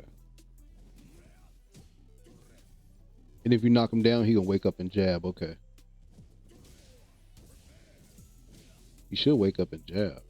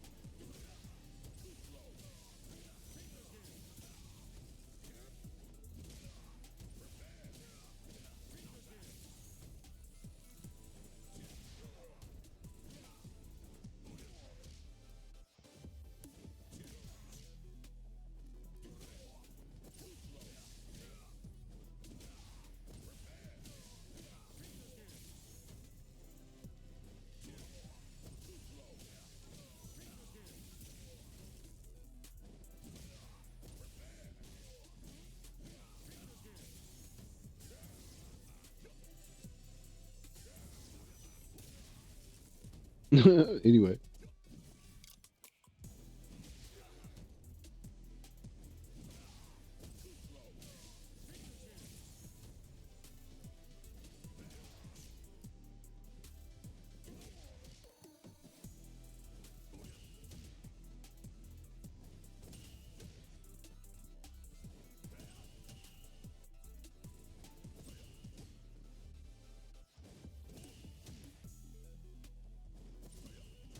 where's perfect parry at? Trying to figure out where it is. There we go.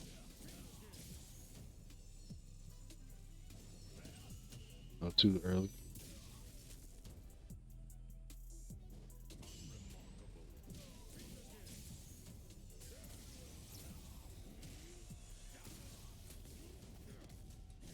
I did too late right there. Too early. Okay. So anyway, I'm getting off into the weeds on stuff like that. I'm trying to figure out why things are not working the way that I would like them to. But anyway, let's do this. What we're gonna do is that trigger recording trigger. Set the recording conditions. Use setting this to auto records the moment you resume the battle. While on input records once the command has been inputted.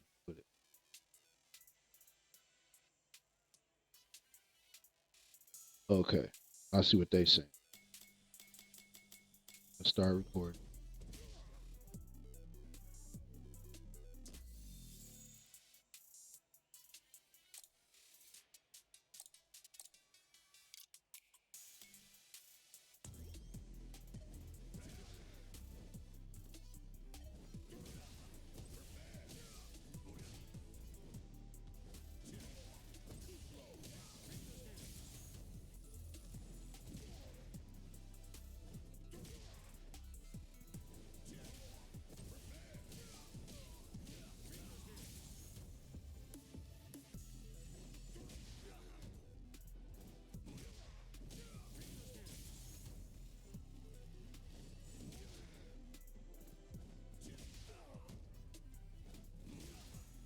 Okay. And if you trade, that means you just slightly early. But if you get counter hit, that means you on time.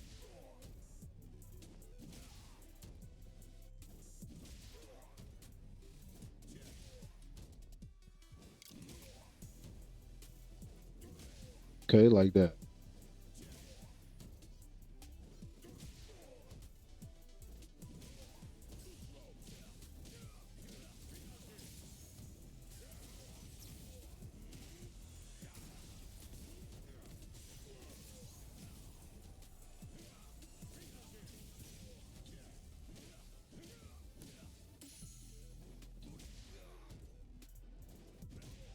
Now you can also press kick.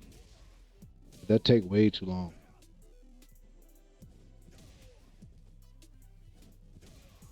Okay. Now with Bison specifically, and probably Akuma too, you could work on this back heavy kick. Okay, like that. Sometimes you gotta time it up. Okay. So just keep working on it. Keep working on it.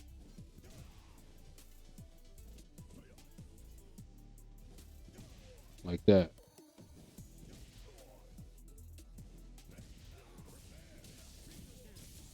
No, you can't do that.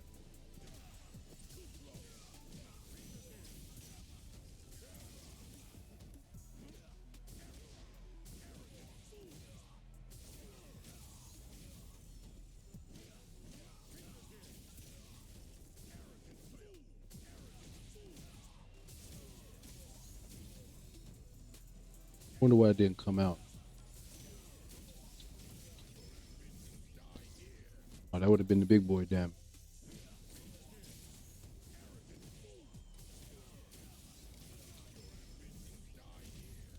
Okay, let's see if we get the big boy damage right here. Ryan, what's up, baby? Appreciate you for stopping by and showing some love, man. We just practicing some, you know what I'm saying, working on some anti-airs with the boy in Bison. Oh, I got hit right there. There we go. There we go, and try to get in a rhythm with it. Try to switch it up. You know, work on your back heavy kick, and then work on your down heavy punch. Okay, these are called command normals. Okay, and what you want to try to do is try to hit a bunch of them in a row like this. See how I'm hitting them like that? And I'm still moving. Okay, and I'm just trying to hit a bunch of them.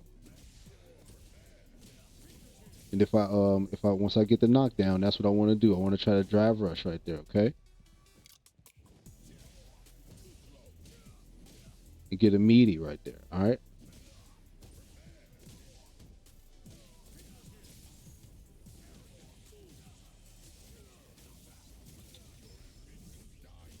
Okay. And then that's what the whole string was right there. So you saw that, right? So look at that. Look at the big boy damage right there, okay? So we saw that. So what we want to try to do is you know, yeah, this is a good spot to stop and talk about it for a second. What we want to try to do is be prepared for the anti-air. And the whole anti-air game plan is around dominating the neutral space, okay? So if you got a guy that's, you know, walking back and forth pressing buttons, you know, that's fine. What we want to try to do is try to whiff punish those buttons. Okay. So then when we whiff punish those buttons, the next thing we're going to try to do is prepare ourselves for two things, which is going to be the drive impact in neutral or the jump.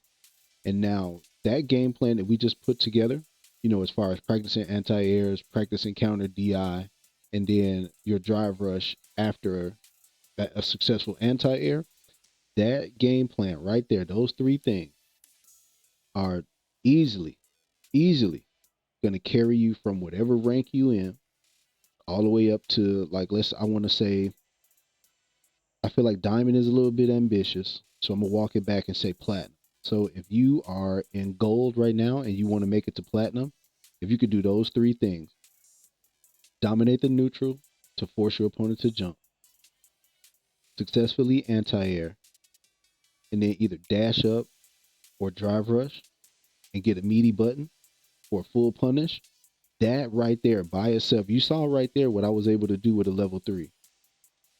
Almost 6,000 damage. You see what I'm saying? And that's how you close rounds and that's how you win games. You see what I'm saying? And so that is the game plan that you want to try to put into place. Now, what I can tell you is this. It's not always going to work, okay? It's not always going to work. But what you want to do is recognize the patterns that you see in your opponents, okay? When you see them being a jumpy McJumperson, okay, you want to be ready with an anti-air, okay?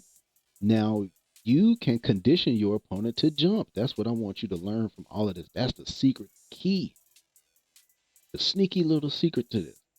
You can condition your opponent to jump. The way that you condition your opponent to jump is by, like, for example, with your Shoto characters, you condition them to jump by spraying them with fireballs until they jump, okay? Now, since Bison doesn't have a fireball, he has a lot of other ways to control the neutral. And that's why I'm showing you this character right here. I could have showed you Akuma, I could have showed you Ryu, I could have showed you Ken. But the reason why I'm showing you Bison is to show you that you can control neutral with just buttons. Okay? You don't need a fireball to control neutral. Once you dominate the neutral, your opponent will jump. I guarantee you. I promise you. And we're going to watch some replays and it's going to show you what I'm talking about. If you dominate the neutral, somebody will jump, okay? And when they jump, ooh, it's ugly when you don't get the jumping, baby, because I'm gonna punish. Okay? You're gonna jump, I'm gonna be ready with an anti-air. And when I successfully anti-air, I'm dashing up for me immediate. Either I'm double dashing or I'm getting a drive rush, baby. They should have never gave us drive rush because now it makes it that much easier to get the OKI. Okay? So I want you thinking like that. I want you thinking like, okay, if I knock this man down, I'm drive rushing. Okay? And then we could talk about adding drive rush into combos later. That's not even the level that we on right now. What we trying to do is master the basics. We want to be masters of the neutral.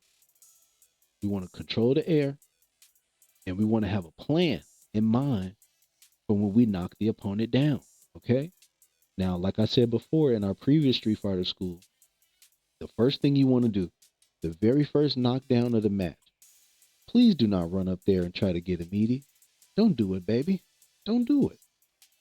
What I want you to do is I want you to dash up and I want you to micro walk back and just wait, just see what the guy does. So if he'll wake up Willie, if he a jumpy McJumperson, if he a jabby McJabby Pants, okay, you need to find that out. Because on the next knockdown, now you have a game plan. Now you have information in mind that you can use, okay? So think about that. Think about that.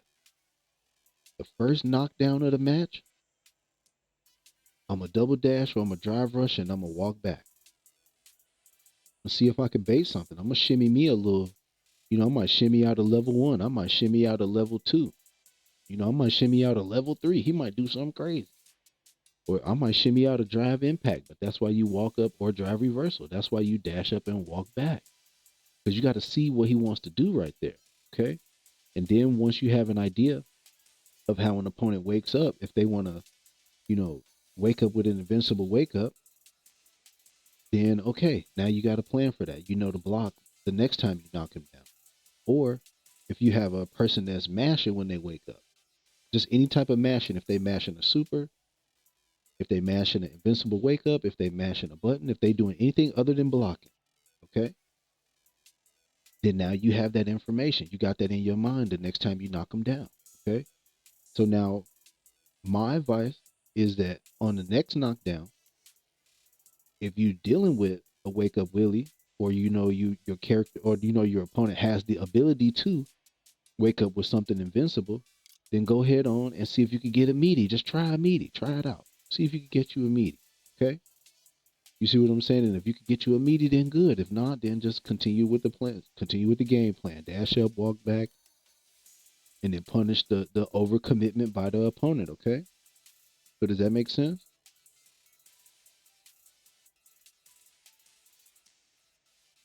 So now, real quick, I want to show you guys what punishment or overcommitment looks like. Real quick. I'll show it to you real quick, and then we're gonna get into some replays, and then we're gonna wrap things up for Street Fighter School. Okay? So here, let me get over here. Let's get to our turn it off. Reversal settings. Let's turn on our wake up reversals. Okay, now forward jump is the only thing that we're not gonna have a plan for. Okay, so now forward jump, we're gonna allow forward jump, and we already talked about that we were gonna allow forward throw. But any of these options right here, well, we already talked about throw. You know what I'm saying? So if the opponent wakes up and throws us, we're gonna take the throw. If the opponent wakes up and jumps out of the corner, we're gonna allow that for now. Okay. What I would say is that if you know your opponent is going to attempt a forward jump out of the corner, that's why I was saying harass the opponent and don't let them jump out for free. Eventually they're gonna make it out. But in that time, that drive gauge got to get chipped on and that health bar got to get chipped on. You understand what I'm saying? You got to get something. You got to get in there and get some kind of clappage. You understand what I'm saying? You got to chip something off of there. Because you can't just get knocked down in the corner and not get punished a tiny little bit. You can't just jump out, you know? What's going on, y'all? Appreciate everybody who pulled up. Let me shout everybody out real quick that slid by today. We got Brandon, uh, Anton Breezy, Jester Jr. Let's see, the Joseph 87. Let's see, Achilles CG pulled up. MC Gaming pulled up. Wake Up and See, Hanson Lutz pulled up. A. Mike Rowe pulled up. This name right here pulled up. BDC 659 pulled up. You know, Green Michaela pulled up. It's Just Me pulled up. Paz the Cockapoo pulled up. Alex pulled up. Jose Maltez slid over here. Adrian Velasquez slid over. Christian slid up. B. Southern pulled up. Moke pulled up. Doomsday. R9W pulled up. Let's see who else. QZA pulled up. What up, baby? Jay-Z Young pulled up. Let's see. Don Shay pulled up, man. There's 40 some odd people that slid through. It's your boy pulled up. Uni BX pulled up. Alir. Ryan pulled up. A Smokey pulled up. Tay pulled up. Man, they was coming out, man. They stopped through for a couple of seconds to check on Street Fighter School and see what it was about, baby. And you know that's what I want you guys to know, that you know if you are a new Street Fighter player, then this information is helpful to you. So now let's get into some of these actions on Wake Up. Okay, so we know that we could cover the Jabby McJabberson. We know we could cover the Wake Up level 3 or the Wake Up Super, and you know we could cover the OD Invincible Wake Up. Okay, and the one thing that we're gonna allow is the jump out. So if a character jumps out, we're gonna allow them to jump out. But everything else, we're gonna try to punish. Okay, so our crouch and light punch is more than likely gonna get punished with a meaty. Okay, our Shin Shoryuken, you know what I mean? As far as the level 3 is concerned, we're gonna block that and punish that. Okay. Then the overdrive DP, you know, which is the EXDP, we're gonna dash up, walk back, and then punish that. Okay. So does that make sense? So we're gonna try to punish buttons with a meaty, and all of the other invincible wake ups, we're gonna dash up and shimmy those out. Does that make sense? We want to walk up like we're gonna do some damage, and then walk back and go ahead on and block. You got it? What up, baby? I wish I could read your name and look like a cloud or something like that. Appreciate you for stopping by and showing some love though. All right, so let's get it. Let's get back to it. Okay.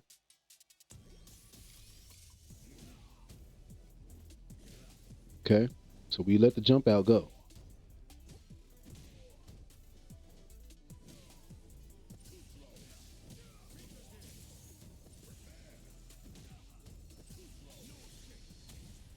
Oh wow.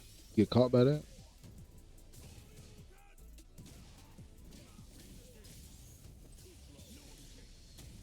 Okay.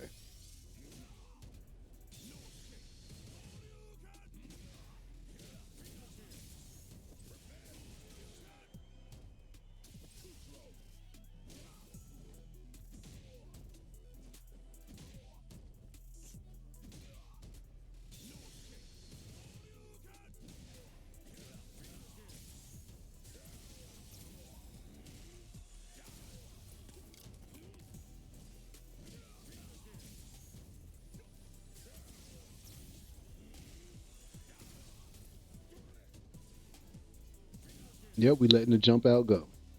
Okay.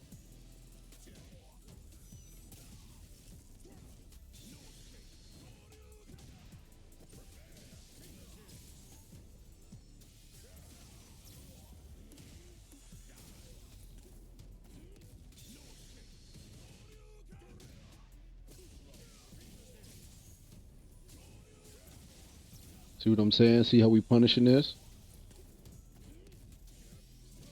We letting the jump out go. We're not gonna do nothing on the jump out.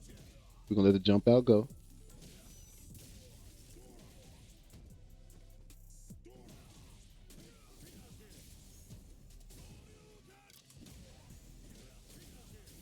Okay.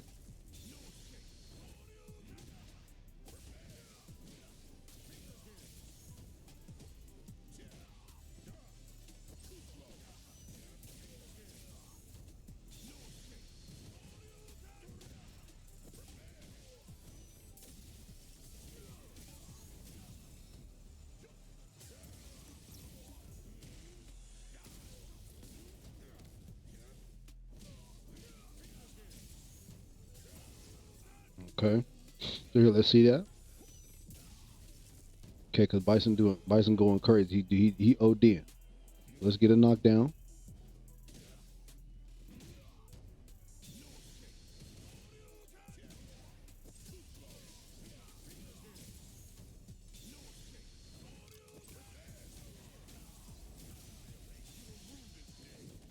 Oh,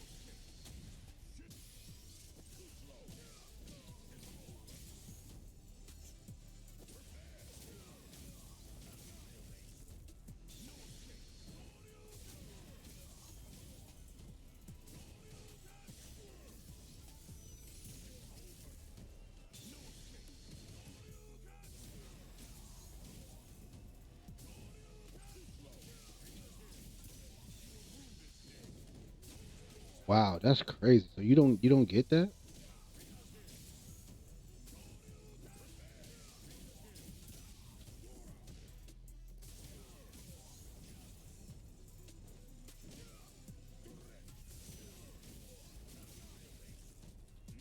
bro. What? I don't understand. Maybe I'm missing the input. I bet you get it here. I went too early.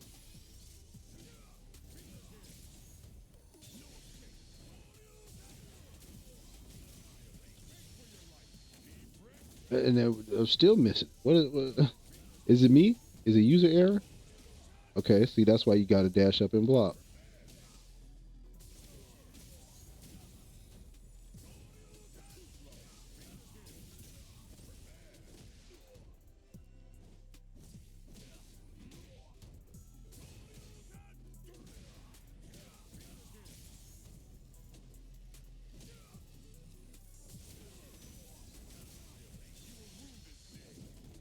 You don't get that? That's ridiculous. I thought you got that.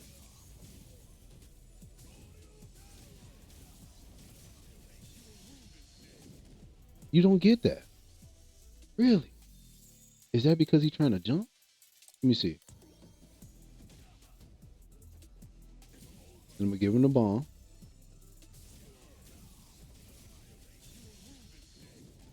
You don't get that? Is it just Ryu that you don't get that on? You got to do it that early? I don't remember ever doing it that early though. Am I missing something?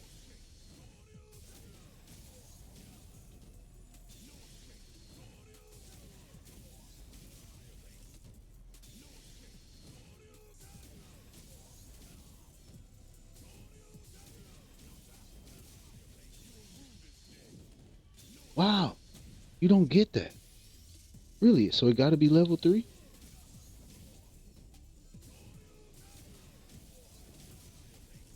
Oh my god.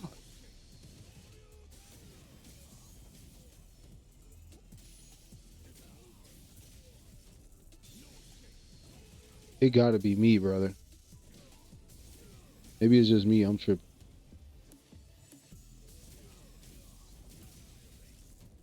Oh my lord.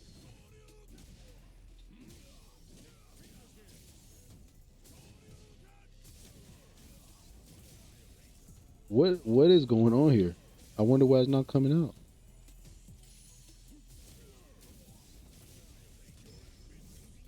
Okay. Let's see.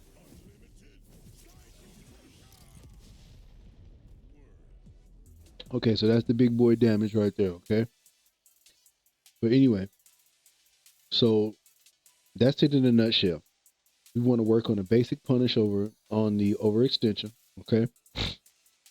And then what we will do is that now that we have kind of covered the basics, what we want to try to do is get into intermediate combos, okay? So intermediate combos are combos that are going to add in drive rush, okay?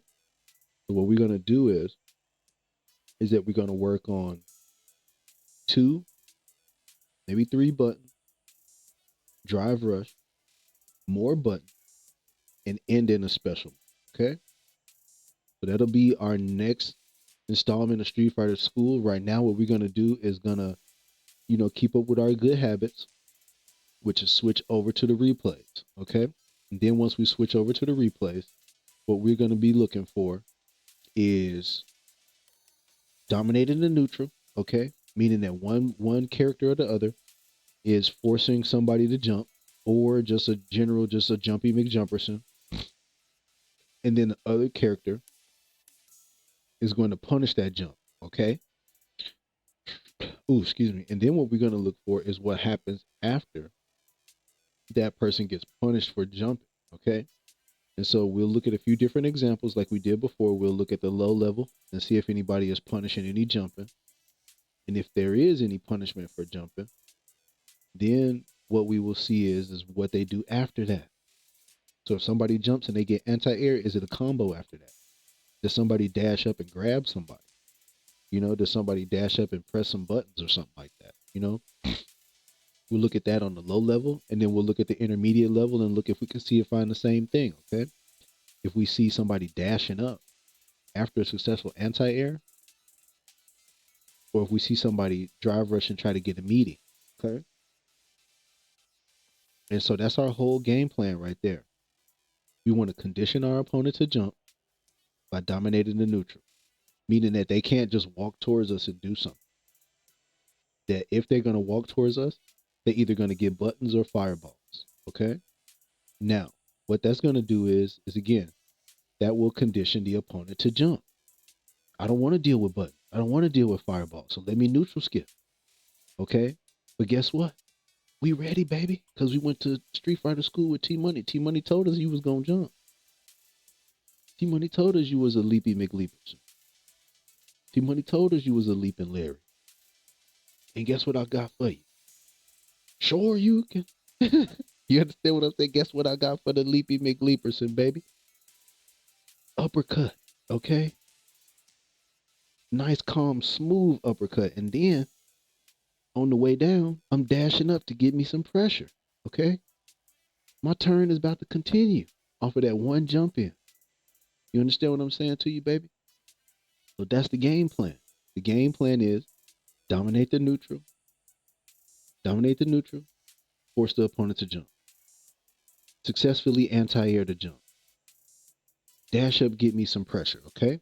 I'm going to dash up, walk back a couple of times to see what the opponent wants to do.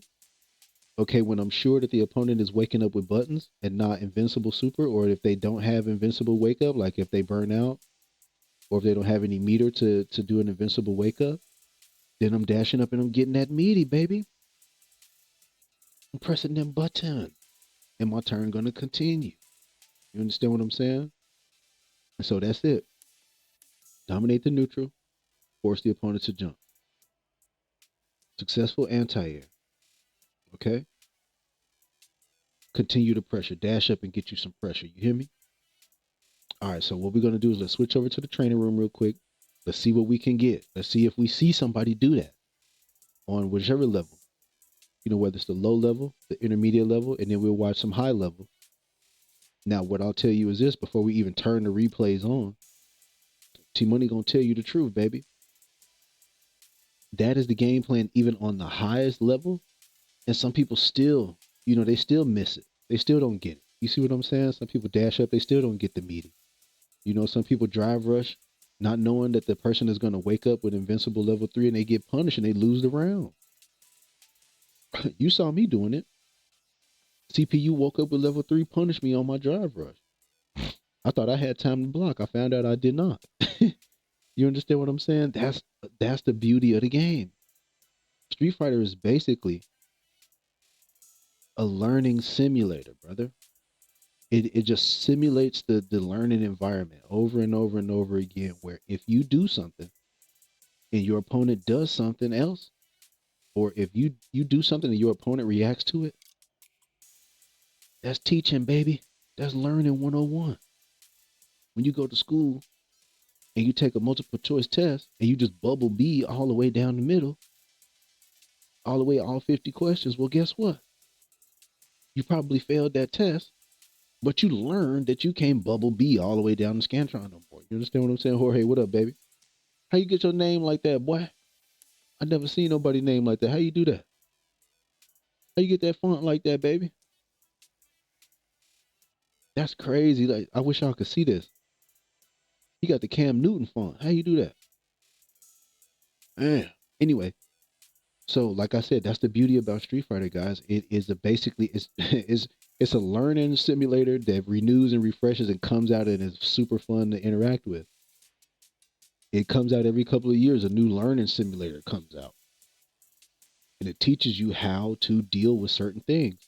You know how to deal with certain inputs. It teaches you how to deal with certain situations because it makes you choose. It forces you to decide. Inaction is not a part of this. You understand what I'm saying? Street Fighter doesn't have any interactions where you can just do nothing because as you are just standing there doing nothing, your opponent is doing something and you have to figure out how you're going to handle that. Okay. So let's flip over to the replays real quick, y'all. Also, um, by the way, oh, excuse me, sorry. By the way, I I'm not sure how else I could tell y'all this, brother. You know what? I ain't gonna say. I ain't gonna say. I ain't even gonna tell you, baby. I ain't even gonna tell you because I don't want to hurt your feelings. All right, flip over to the replays real quick. Give me 1 second here.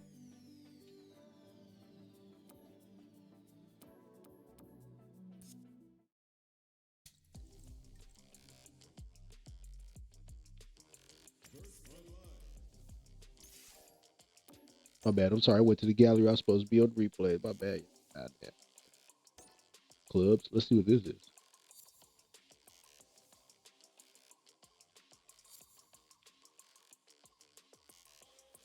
I got 500 drive tickets just for coming over here.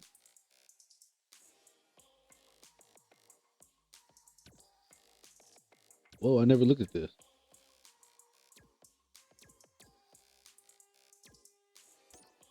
Let's see what happened. Let's see if they got an Akuma club.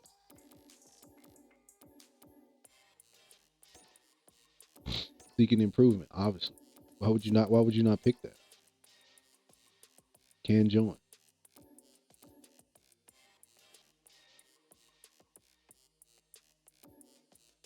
Carolina FGC.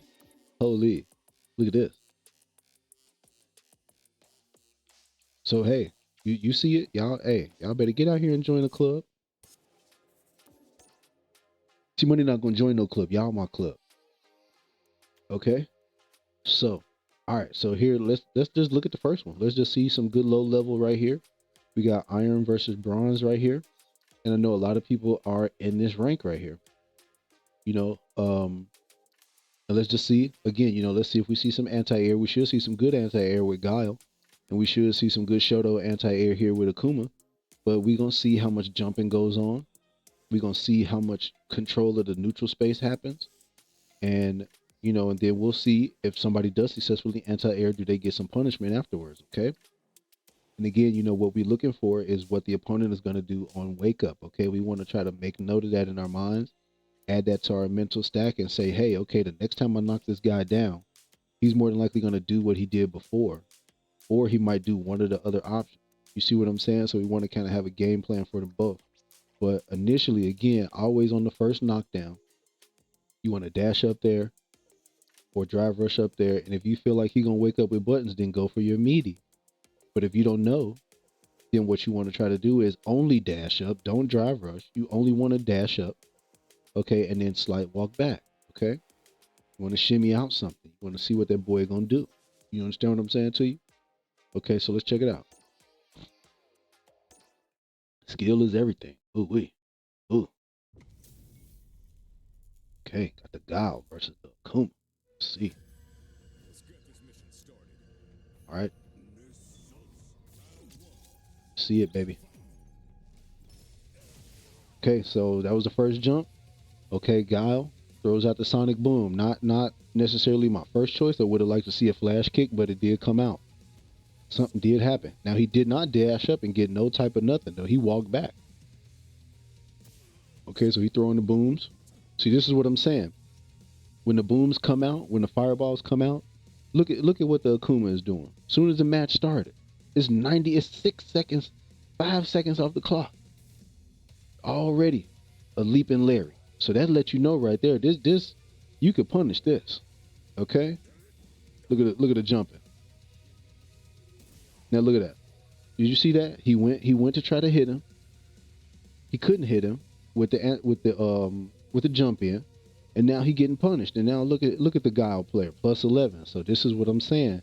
You have 11 frames to move before the Akuma can move, and that's what I'm saying.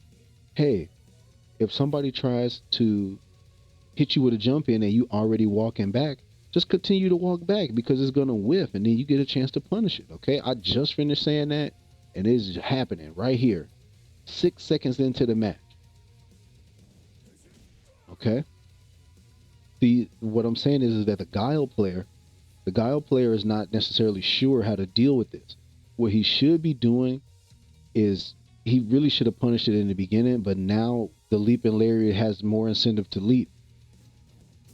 Okay, he jumps out. Good. See what I'm saying? Jump out of the corner. And now look at Guile. He in a prime position to punish. Let's see what happens. Okay, good punishment. Okay, neutral jump. Neutral jump turns the tables. Now Akuma is plus 6. Let's see. Okay, blocks that. Another drive rush. Another drive impact. So again, guys, you see what I'm saying? It's happening fast, but I promise you, once you start thinking the game and you start developing an eye for these sorts of things, you learn to deal with it. So he doesn't get a knockdown right here. Now let's see what happens on this knockdown. Another jump back into the corner. Please do not jump back into the corner after you made it out. Okay? If you survive the corner, do not jump back into the corner. Okay, Jabby McJabby man. So we saw that, right? So he got knocked down and woke up jab. Let's see. Let's see him get knocked down. Woke up jab. Then he jumps. Kuma sweeps again. What I'm gonna say is that instead of this scramble in the corner right here with all of the jumping and everything, if I'm the Guile player, I'm just pressing buttons right here, okay? I'm just pressing buttons, and this is the reason why media is so important. You know what I'm saying? Because this Akuma is just out of control. It's just animal control right here, okay? I'm gonna walk away from this, and then because the Akuma is gonna jump. So I'm gonna walk away from this, and I'm just gonna anti-air him back into the corner. That's me though.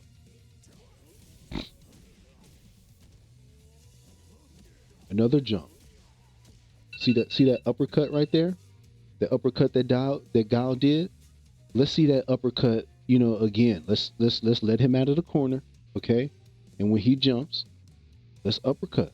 Or even better, if he neutral jumps and does something, let's walk away from that and let it whip.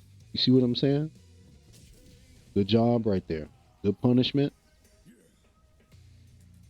Good job staying calm, because this Akuma is insane in the membrane. Oh, here we go with the jumping. Okay, see what I tell you. I told you to listen. The drive impact in neutral on the low level is probably the safest bet there is. You know it's coming. You know it's coming. Just keep an eye out for it. Just try to prepare yourself for it. That's what I'm saying. When you got the leaping going on, you got a guy that's jumping, and if you're not moving towards him, as his head crosses the health bar, if you backing away from him, as his head is crossing the health bar, as the opponent's head is crossing the health bar, continue to walk back. Just take advantage of that. Okay? Take advantage of that overextension. Okay? Good combo right there. You got some good damage off of it. Okay, parries all of this nonsense. Good job with the jump in. Okay, so you see how the Guile did the slight walk back? Now look at this jump right here. What would we do right here in this situation? What would we do right here? Would we jump? No, we would not jump. No, we would not jump. If anything, what we would do right here is flash kick, okay? Or if you're in the Kuma main, what we would do is back heavy kick or DP. But this jumping right here, this jumping got to get under control, baby. And now, had he checked it in the first round, This fight will probably already be over. Well, it's getting ready to be over now, based on what the Guile player does. But here are the facts. Jumping in this game is a commitment, okay? So if you commit to jumping, you better be sure that you're going to get something, or you just better be willing to risk it, okay? Because when you run into good players, which you start running into around like silver and gold, so they get those, both of them getting ready to run into some pretty good players in a little bit of time, okay? When you start running into good players, what you want to try to do is to start having a game plan for the animal control. So let's see what the Gal does. Gal don't get nothing. He tried to sweep. Akuma, now he finally flash kicks and whiffs completely. Okay, Akuma getting some punishment. Wow. Yep. Yep. Drive impact right back.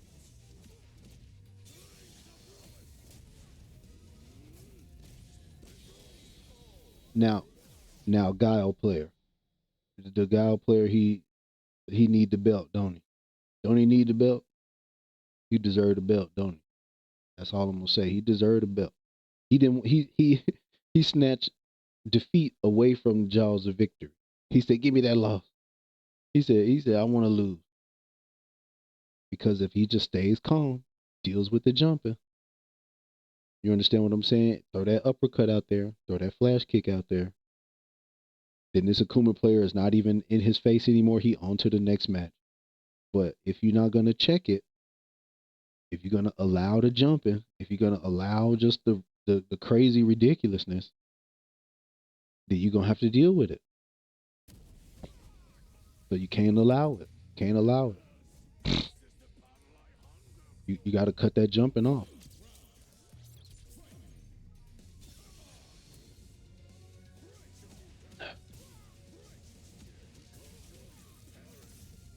So look at that. The Guile, he goes to control the neutral. Tom, what up, baby? What's up with you, big dog? Appreciate you for stopping by, man. We talking some Street Fighter School. You pulling up with Iguana Slater? Once I once I get off of here, probably about another, I don't know, maybe 30, 45 minutes, maybe an hour or so. I want to make sure I stop by over there and say what's up to y'all boys. Appreciate the likes, man. I appreciate that, man. Good job, baby. I appreciate you for showing up for your boy. I really do. So, anyway, I'm bad. So now look, the Akuma player, he's going wild. He's just jumping all over the place. The Guile has committed to controlling the neutral, and Akuma don't want nothing to do with it. We waiting for you. Iguanas wasn't on yesterday, and was I on yesterday? No, I don't think I was on yesterday. I think I might have been on the day before yesterday. I can't even remember. It's all running together for me, brother. I ain't gonna lie. Okay, so now they go more jumping. Now look at the Guile. The Guile trying to chase him down. That's a mistake. That's a big mistake. That's what that. Yeah, for sure. It do get busy. That's a big mistake, Guile player. Guile player, you don't have to chase down the animal control. Okay, that's the good thing about animal control. It comes to you, and you have to have a game plan for how you're going to deal with it. Okay, so right here, this is, you see how it says +3 and -3. This would be considered neutral. Okay, so if they both press the button at the same time, both of those buttons would come out at the exact same time. More jumping. I can't even count how many jumps I just saw.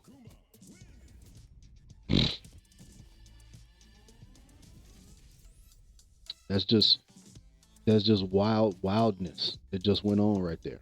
Okay. Now let's watch another low level. Let's see if we see a common theme here where the jumping is just out of control. Okay, so we got a Gal right here in Akuma.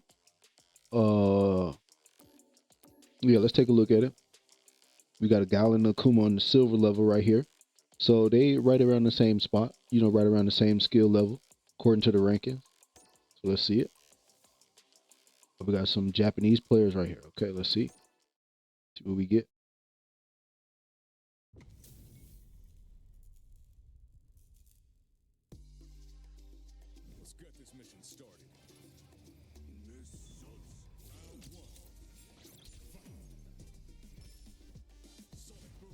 Okay.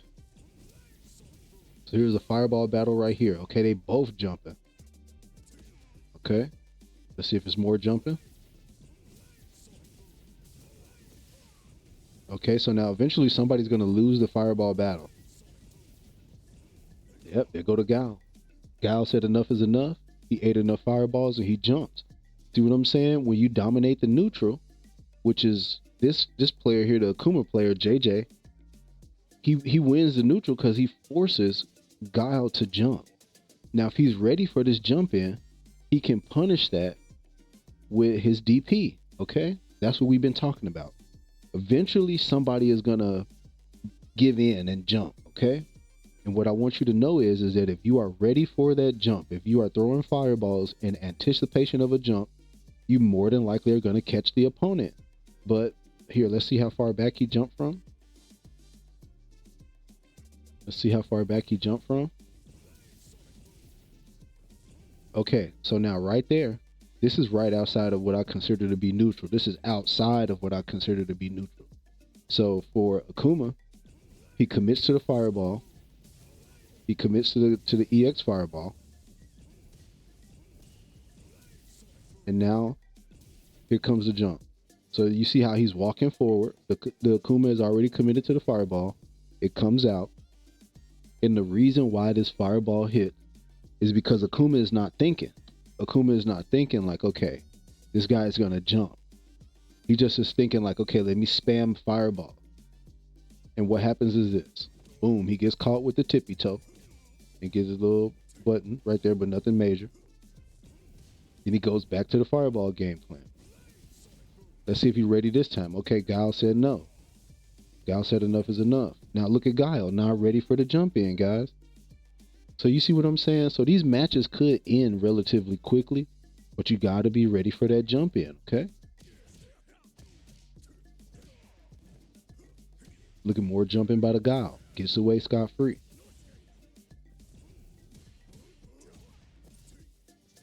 Okay, so we haven't actually seen a real knockdown yet.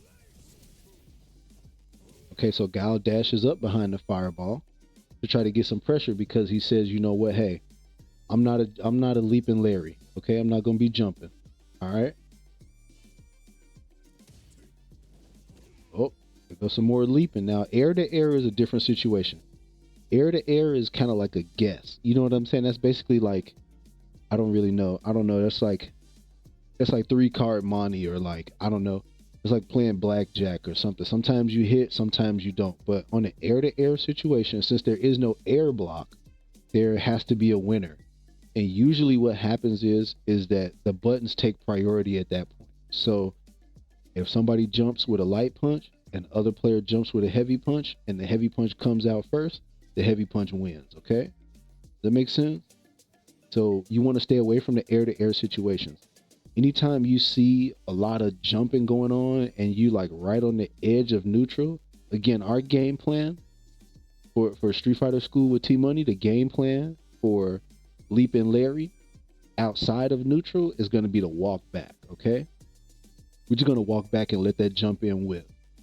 Now, if we in the neutral space or closer, then we're going to go for our anti-air, okay? Now, Guile gets the priority in the grab. Another leap in Larry. He whiffs. Wow. And Akuma gets nothing. He about to die for this, but that's okay. Yep. Now we're going to talk about dive kicks. We will talk about dive kicks. We should, we probably won't talk about dive kicks tonight, but the next Street Fighter School, we will most certainly cover dive kicks and how to handle them, okay? Dive kicks are a commitment, just like a jump in. But dive kicks have a different priority and a different use. You understand what I'm saying? But they basically the same.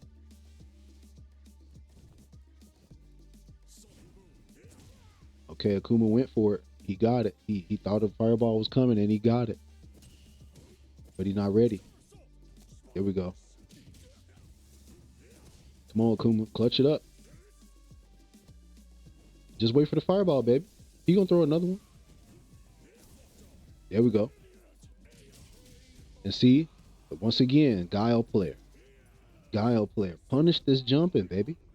Deal with this jumping. If you deal with this jumping, you will be all right. Okay, just out the gate, YOLO. No neutral. You see what I'm saying? So that's what I mean by neutral skip. On the lower level, one of the two opponents, they just gonna skip all completely over the neutral step. They don't want nothing to do with it. They don't want to deal with fireballs. They don't want to deal with footsies. You see what I'm saying? They just skipping right over that. And so at the very beginning of the match, if you are thinking to yourself, this guy's gonna jump, let me have an anti-air ready. All you looking for at that point is for the Akuma's head to cross the health bar. If his head crossed the health bar, you guess correct, and now it's your turn. Look at that. Look at the demon flip.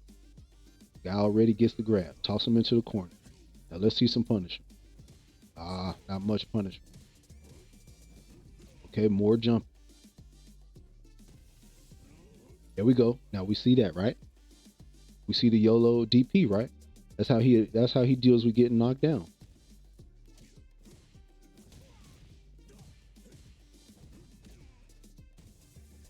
See that? See how the guy was smart? He walked back. The guile player walks back. Which is good. He went for a sweep. I don't know why. He should have just chilled out. But he still gets some punishment. Some kind of punishment. Okay, not bad. He got to work on that combo a little more. Akuma overcommitment. Okay, somehow gets that drive impact. Okay, there we go. Akuma player coming out on top because Guile's not checking the jump. Too many jumps right there as far as the Guile player is concerned. He's doing too much jumping and he's doing too much jumping. He's allowing too much jump.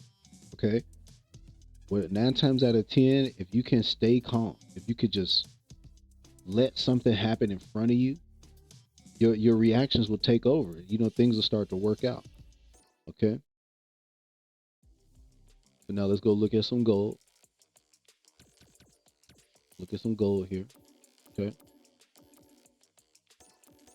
Look at some rank. And yeah, let's look at some. Well, let's look at some gold. Yeah, we can open it. Let's see what we get in gold. Okay. Hold on, give me 1 second here. I'll be right back.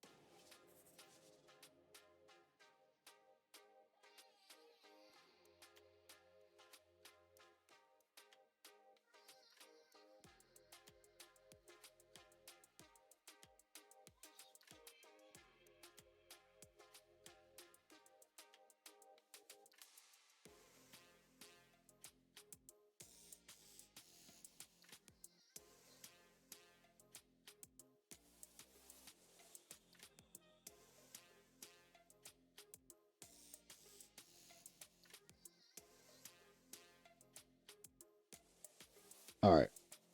So, let's see here. We back. We back. Hold on. Give me 1 more second here. And then, so now we in gold rank. Okay. Let's take a look at some gold and let's see if the gameplay has changed at all. Let's see if we see less jumping. Let's see if we see some more punishment. Okay. Let's see if we see some more anti-airing and some full combos or some OKI after a knockdown. Okay. In particular, dealing with an anti-air. So what we're looking for again is an anti-air followed by some OKI, and then something happens right there. either a combo happens, a meaty happens, either somebody shimmies out something. That's what we looking for, okay? That's what we watching these replays for. That's what we looking at the gold matchups, okay? So let's see if we can find something that's good.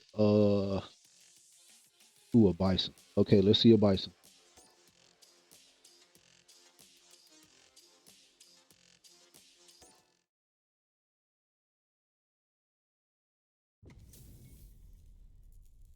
Okay, we should get something decent here. Let's see what we get.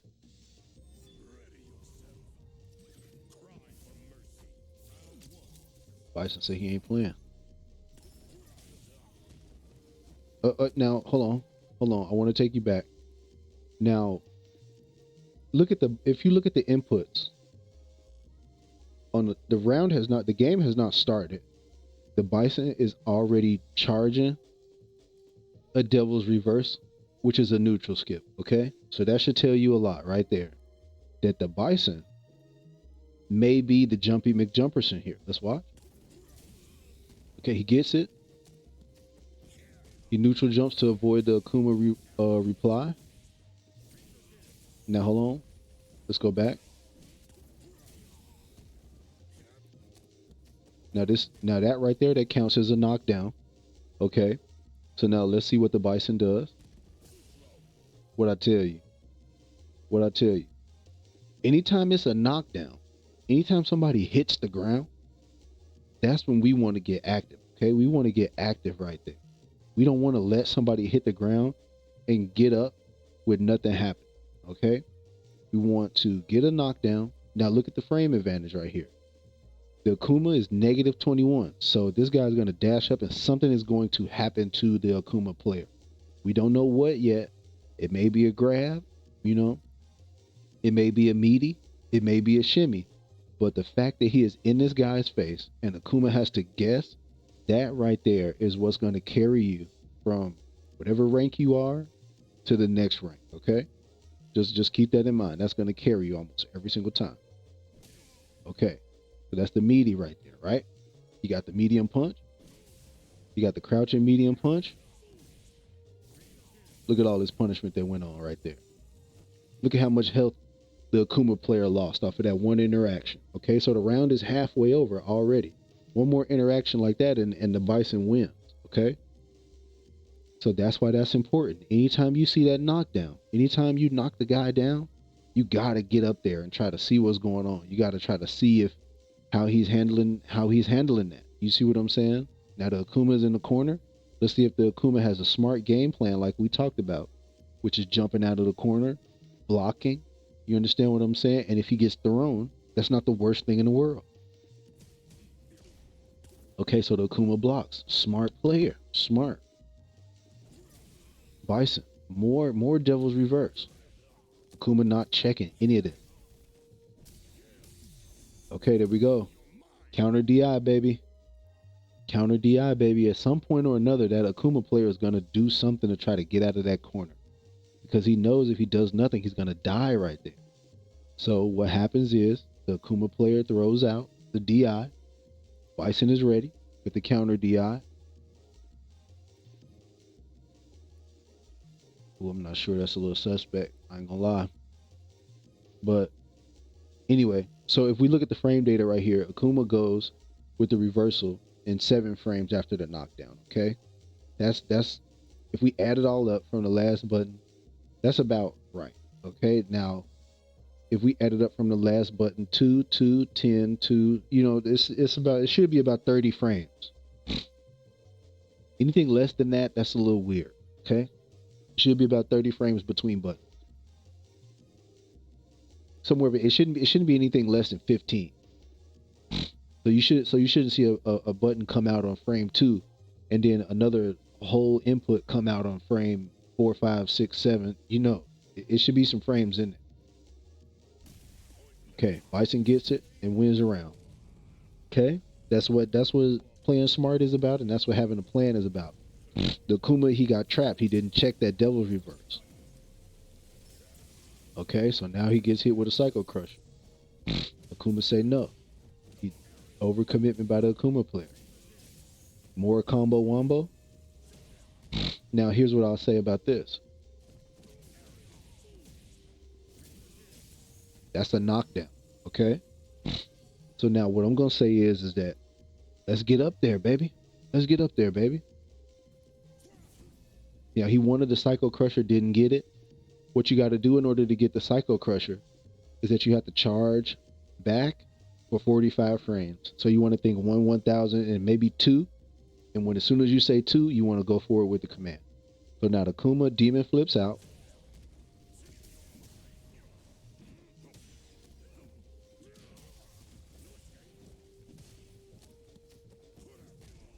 Now, see what I'm saying? Okay, Akuma's plus now. Let's see what happens. Oh, Jabby McJabberson didn't get nothing.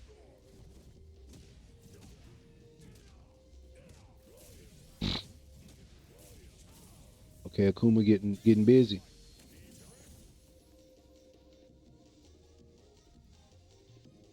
Okay, so now we know how the Bison is gonna wake up.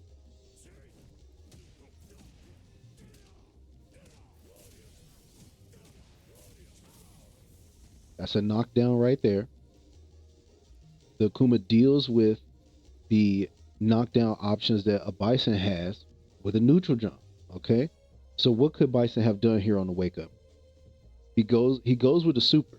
That's all that Bison has. All that Bison has is a drive reversal or super.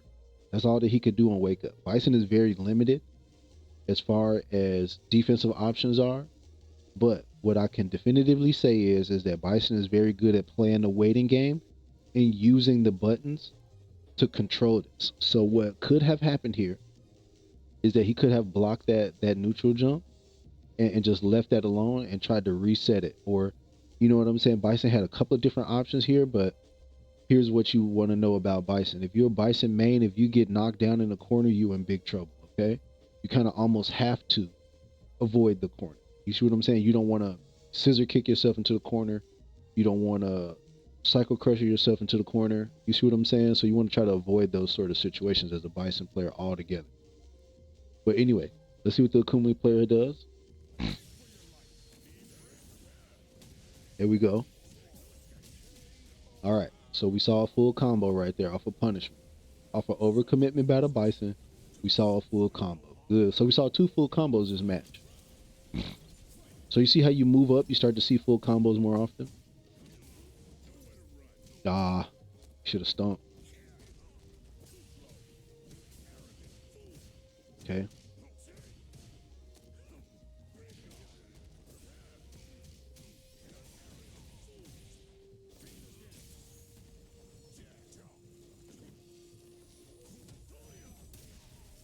Oh my goodness. That's a knockdown. Get up there, but you can't now because you burn out. There we go. Mm, mm, mm, mm, mm, mm, mm. So what do we see right there? Let's watch again. Let's watch one more time.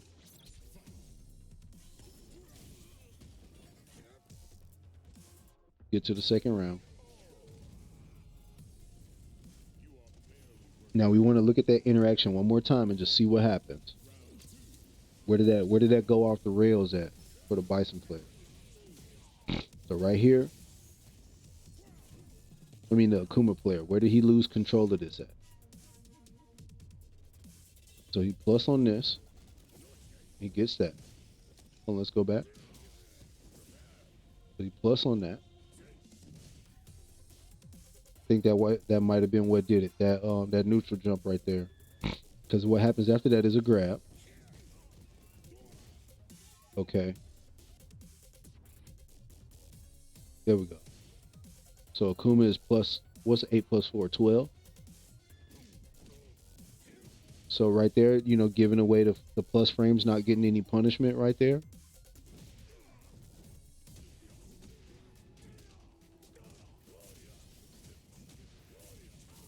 Okay, not getting a full combo in the corner right here.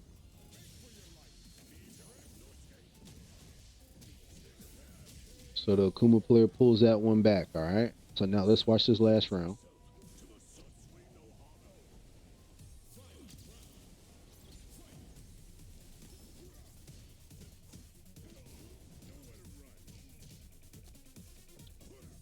Okay, getting thrown.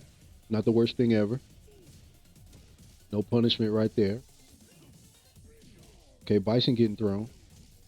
Bison dealing with it with the Jabby McJabberson right there. That was where it went off the rails. Let's watch again. The overcommitment. The throw. The dash up. Bison checks the drive rush. Okay? That's what we're going to talk about in the next class. We're going to talk about checking drive rush. Okay? Bison said no. He checking the drive rush. Dealing with the Akuma player. Gets a full combo off of that. A good combo right there off of that. And the boom, the bomb blew up. And I think that's what did it right there. The Akuma player wasn't ready for that bomb to blow up. He was thrown. Oh, what was he doing right there? Was he pressing buttons? What was the Akuma player doing when that came out?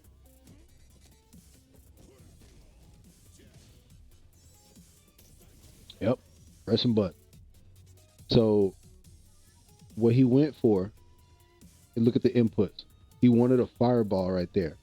But what you guys need to know as Akuma players is that when a Psycho Crusher comes out, okay, the Psycho Crusher beats the fireball.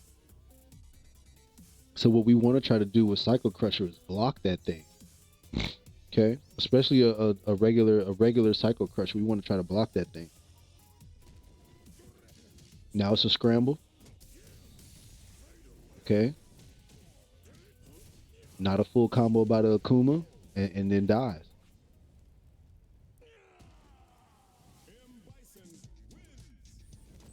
So remember how we talked about Raging Demon? Sometimes Raging Demon is your only option right there.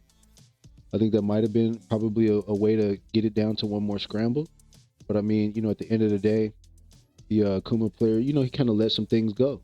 He definitely didn't deal with that Psycho Crusher when it was time to. Okay, so let's see some more. Ooh, who do we want to watch? Let's see. We watched a decent amount of Akuma. Okay, here we go. Let's see some Kami versus some Ken here. Now, this is the Shoto style, It's the Shoto style right here. So what we should see is some more solid anti-air. If we see some jumping, we should see some anti-air. And we done made it to gold now. And we haven't really seen much, solid game plan around anti-air. Okay, so that lets you know that, all the way up until gold, if you jump, it is almost free. You know what I'm saying? It's not as common as you think that players are ready to deal with it. So that's the incentive for jumping. But what I want you to know is that, hey, the further up the ranks you go, the less likely it is you're going to be able to jump. Okay, so at some point or another, you're going to hit that wall, baby. So you could be a Leapy Larry if you want to, or you could learn how to deal with that jumping, man. You could learn how to deal with that. You understand what I'm saying? You can learn how to deal with that by controlling the neutral, successful anti-air, and then pressure after the knockdown off the anti-air. Okay? That's how you deal with that.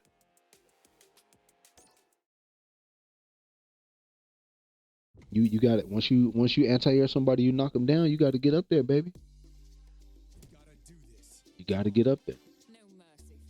Now these are Chinese, Japanese players. We should see some people playing some neutral. Okay, see, look at that. See, look how they play the neutral game. See, that's one thing that I want to point out just about fighting games in general in other countries. They don't do that. They're not out of control like that. They play neutral, and that's where we American players learn the neutral game. Up until that point, until it became a more prevalent thing, we didn't know that they were playing neutral. We learned neutral from them. You see what I'm saying? And so now neutral is an integral part of the game on a high level. You understand what I'm saying? Because traditionally, the Japanese players were significantly better than American players. And so even though this is a Chinese player versus a Japanese player, the two styles of play are completely different. You see what I'm saying? And so that's why now here that Americans have kind of maybe closed the gap a little bit. what you're starting to see is that on a very high level, even the American players are starting to play neutral more often, starting to be something that they kind of go back to and are aware of. See what I'm saying? So let's watch. See that right there? So that right there, that's what neutral is right there. Somebody did too much and then he got punished.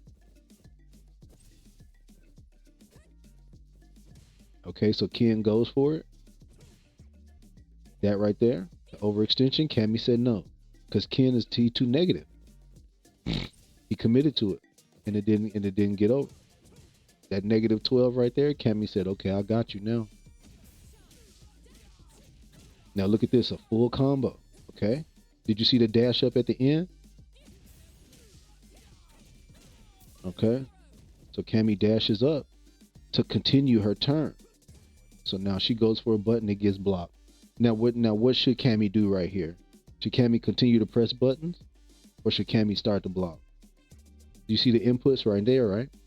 So on frame 5, Cammy throws out a light punch. They go a light kick. He said, "Okay, I hit confirmed. I'm done. My turn is over." So now Cammy switches to block right after the kick. Let's see what Ken player does. Okay, he's still going. He said, "No, my turn ain't done, baby." Oh, he tried to punish him right there, but he just missed his punish. Watch this right here. So now watch the Ken player press a button. The Cammy player is going to press a button in response and whip. See that? Ken press a button. See that walk back? Now look, Cammy misses right here. So what's about to happen? Is Cammy about to get punished? Yes or no? Cammy about to get punished? I think she is. Oh no. He jumps. Oh brother. Okay, burn out now. Okay, time for Ken player to get busy. Where's the drive impact in the corner, baby? Come on now. She can't block it. Okay, he getting down. There we go. Now look at that. Look at that shimmy right there. So look at this knockdown. He wants to see what the Cammy does on wake up. So he walks back. Double dash back. Cammy goes for the grab and the grab whiffs. Ooh-wee.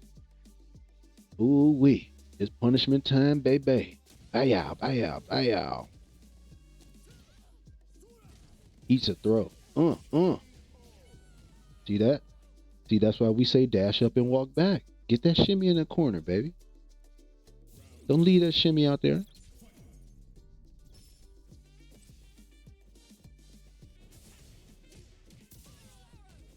Okay. Now, see, look, here's one thing I'm going to say. I'm going to count that as a meaty right there. Where it said counter hit and Cammy did a hard punch. That dash up and then that button right there before Ken could get a button out. I'm going to count that as a meaty right there. Because you could see Ken's button and you can see his button get stuffed by the meaty, right?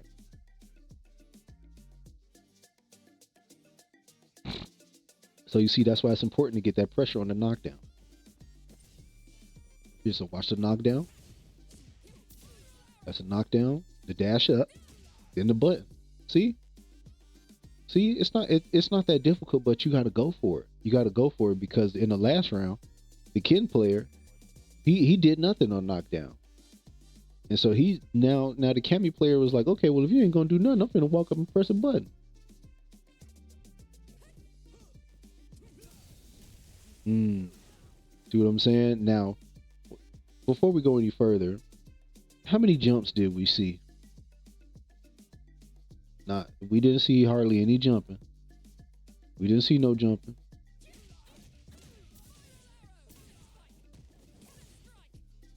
Okay, you see what I'm saying? That dive kick.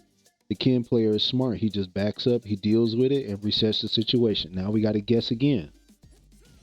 He gets a grab. Good job to get out the corner. Right there, that dash up on the knockdown. Like I said, the dash up on a knockdown is so important. Now he dashes up and gets a meaty. He got a meaty jab into a throw. Dash up. See that? Cammy player said,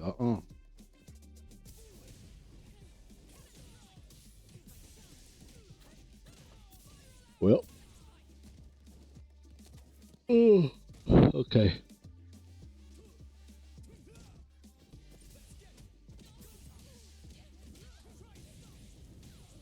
Ken player getting busy.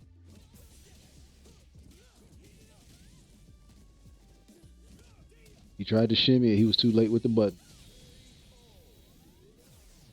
Now, let's go back. Look at the knockdown.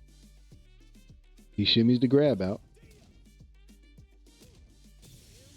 And they go to wake up. They go to response right there. That's what I'm saying. After your turn is over, you got to get the blocking. He must have tried to jump. Yeah, he tried. You see that right there? It says input right there, where it says the diagonal up and back. He tried to jump. That's how he got hit by that. Because at first he was holding block, then he switched to crouch block. Then he switched back to regular block. Then he tried to jump, got hit. He panicked. He got a little nervous right there.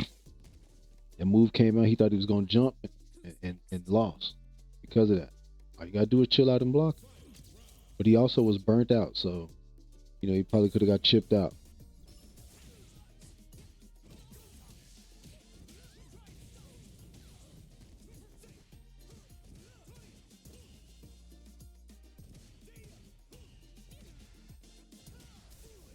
Oh,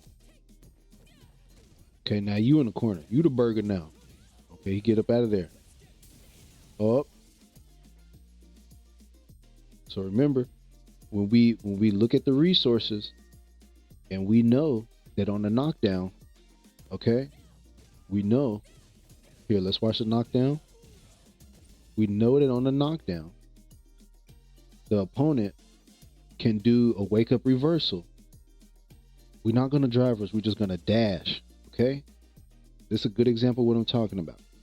But if we know a reversal could come out, let's not drive rush, because look at this. He drive rushes and tries to get his button and gets hit.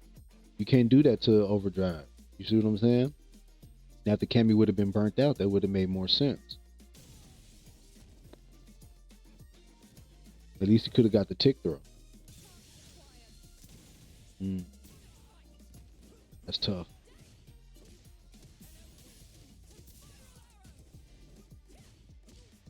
Okay. There we go, Ken, getting a full combo, baby. That's what I'm talking about right there. That's what I like to see right there. So he punishes this. He punishes his overcommitment right here. That's too much. That right there.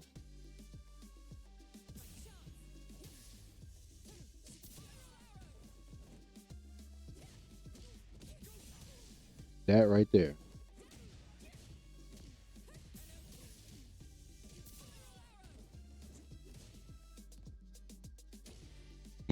Yep. That heavy punch right there. Ken said enough is enough, and he got it. And off of one button, he gets this full combo here. Probably kills. I think this kills.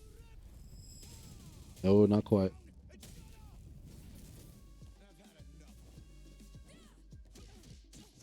Yep. Yep. And the 3 lights into a special move. Okay. So we're starting to see less jumping in neutral. Okay. We're starting to see people play the neutral game. And it's starting to make sense. Like the game plan is starting to make sense. Now there's a goal headed into platinum now. That we just now are seeing this. Okay. Let's make this our last one. Now notice we spent just as much time in the training room as we did on the replay. This is what I'm talking about. This is what I want to see you do. I want to see you watch some replays. I want to see you spend some time in the training room.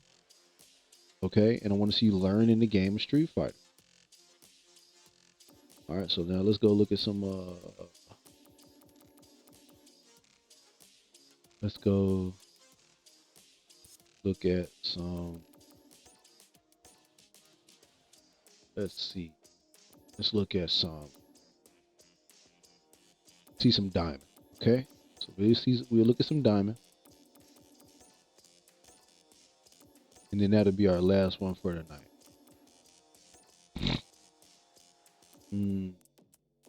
What do we want to look at? This might not be bad. Let's watch some jury. versus some Chung Li right here. Again, Japanese players in diamond rank. Okay, let's see what we get here. Now we're gonna pay close attention to them playing the neutral game. Okay, we're gonna count the jumps, and then we're gonna see what happens on knockdown if somebody gets a full combo.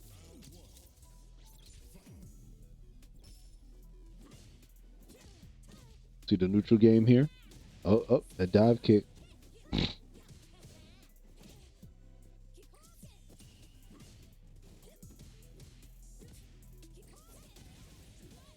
Got it. Now it's a lot of jumping going on right here. I'm not gonna lie. Chung Li not dealing with the jumping very well. But somehow is in the life lead because the jury just is too overactive. Now you saw that, right? So we saw that knockdown. Watch this knockdown.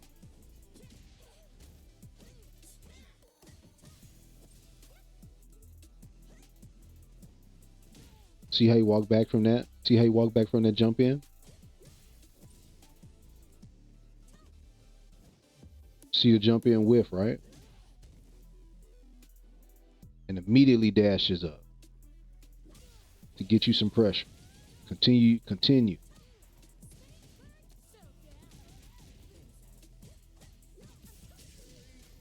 Okay, see that? That was a turning point right there where he walked away from that jump in and punished it.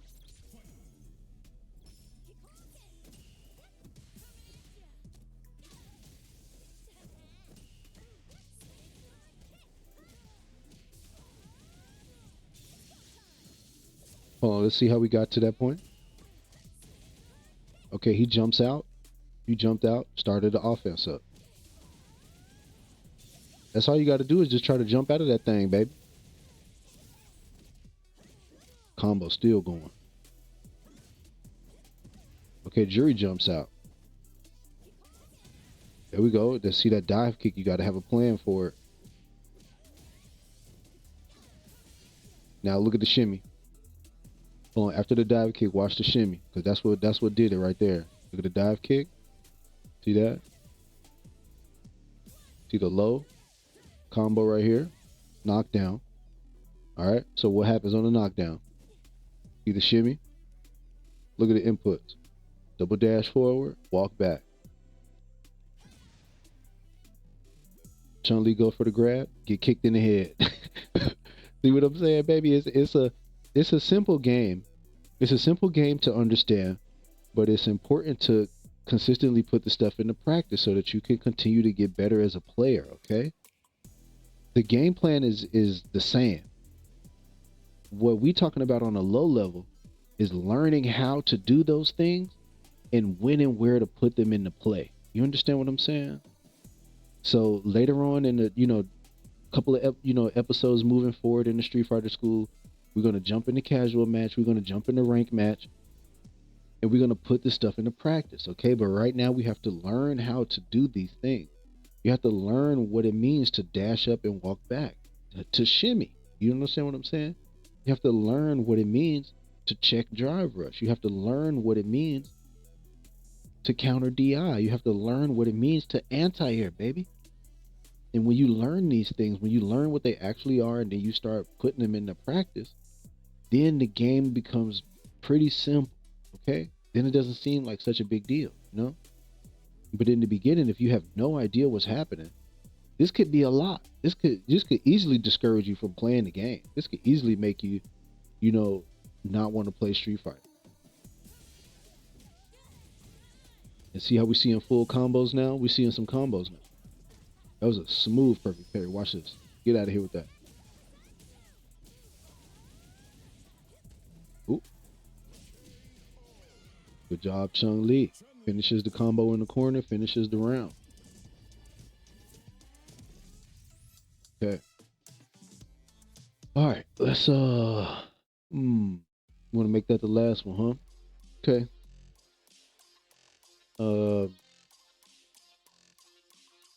Yeah, that's a good spot. Let's get back to the music.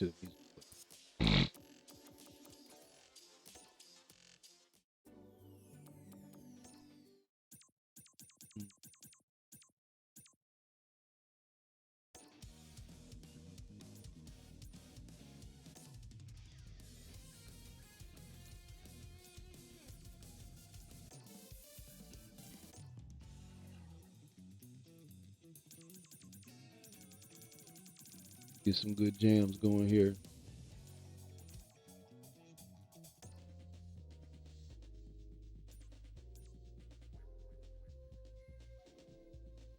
Okay. So that's it, guys. That's what we learned today. We learned anti-air. Okay. We learned to be aware of what it looks like when it's time to anti-air. And the reason why we learn anti-airing with command normal is because that is where you really nail down the timing to get a successful anti-air. Anti-airing with a command normal is significantly more difficult than anti-airing with just a DP. Okay, with a if you practice anti-airing with a command normal, when you see an opponent jump and you know your character has a DP, it's gonna come out like that because you've been practicing the timing of landing a command normal, which is like it takes a little bit more coordination, it takes a little bit more awareness, and you have to be sure, you have to be committed to it. That level of commitment is the same thing, that the same level of commitment it takes to anti-air successfully. Okay, so I want you to know that. I want you to realize that. I want you to think about that. All right, hold on, give me 1 second here. See if I can straighten this light out a little bit.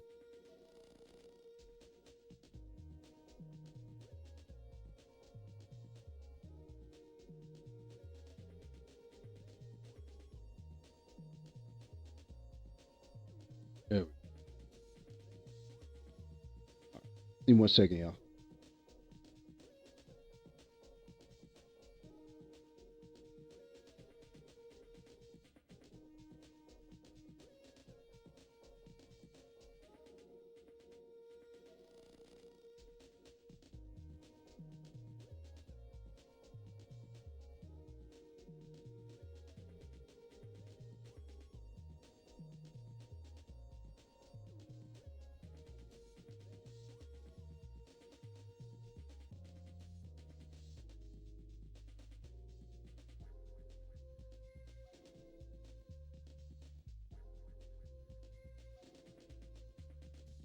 Well, you can't say this Ibuki ain't jamming, baby.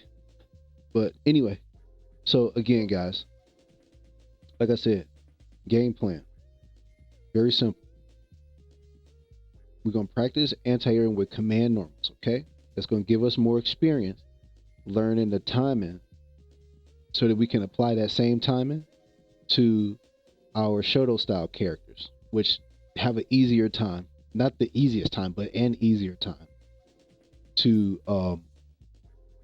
successfully anti-air, okay? Let me make, you feel me? And the reason why that's important is because, again, what you want to try to get in the habit of is timing up the anti-air, okay? You need that anti-air coming out pretty reliable, okay?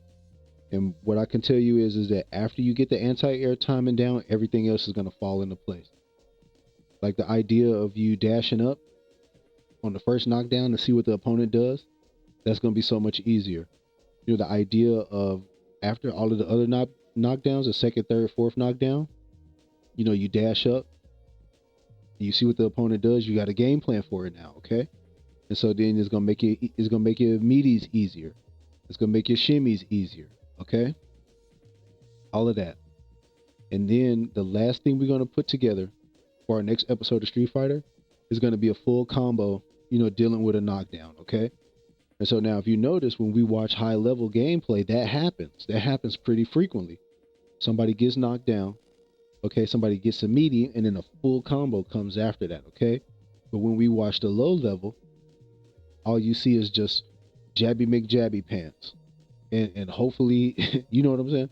Hopefully I win the game off of the jabby McJabby pants. But no, even on the low level, what we're going to do is we're going to do our light string, our jab, jab, jab, or our jab, kick, jab, whatever, or our jab, medium punch, or, whatever is easiest for you. And then we're going to link that into a special move, okay? That's what we're doing on the low level, baby. That's called a B&B, a bread and butter combo, okay? That's what we're doing on the lower level. Let's get my man in here next. I want to hear this. I want to hear some. Okay. So everybody got that? So that's basically it for Street Fighter School for today. I want you to set up your training dummy to just jump at you, and you just keep practicing your anti-air. You can practice it with Bison if you want to. If you don't have Bison, just practice it with any other character that has a command normal.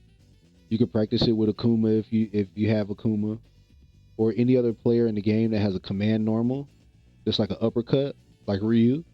Just practice it with Ryu. And then once you get the timing down for a command normal anti-air, the next thing you want to focus on is the actual Shoryuken, okay? Like the actual DP uppercut, okay? And then once you can do that, once you can actually do the DP, then you can actually do it on command, and then you can start doing it with the same timing that you do a command normal with. Your anti-air game is airtight at that point, okay? It don't get no better than that. Now, the next thing you want to focus on is the counter DI, because when we talked about dealing with neutral, dominating the neutral space so that the opponent jumps, the next thing they're going to do if you punish that jump, they're going to try to go to that DI, okay? Because at that point, they out of options. They can't do anything else. If they can't get you through the air, okay? And if you're punishing them for jumping every time with a full combo, the next thing they're going to try to do is DI, all right? And as long as you counter DI, you get a full combo off of that because that's a knockdown, right? So is that starting to make sense? Like how it's all coming together? Like anytime you knock somebody down, it should be a full combo. Somebody should get punished severely for a full knockdown. Or they should at least get pushed to the corner, okay? So the last thing we're going to work on, is what happens after we dash up. And what we're trying to do first of all is we're going to shimmy it out first, see how they want to react. And once we got a beat on that, then we're going to start mixing everything up. Every time we knock them down, we're going to mix in a shimmy. We're going to mix in a button. We're going to mix in a throw. You see what I'm saying? And then that right there alone can take you from silver to gold, can take you from gold to platinum. And then once you get to platinum, then that's when we need to start ending the matches in less interactions. And what that means is that full combos, okay? Full combos are the ways that you end the matches in less interactions, okay? When you don't get full combos and you don't deal with anti-air, you give the opponent more chances to beat you, okay? So think about it like that, baby. Well, other than that, hold on, let me get one more jam out the way. I gotta hear my jam, baby. Okay. Oh yeah.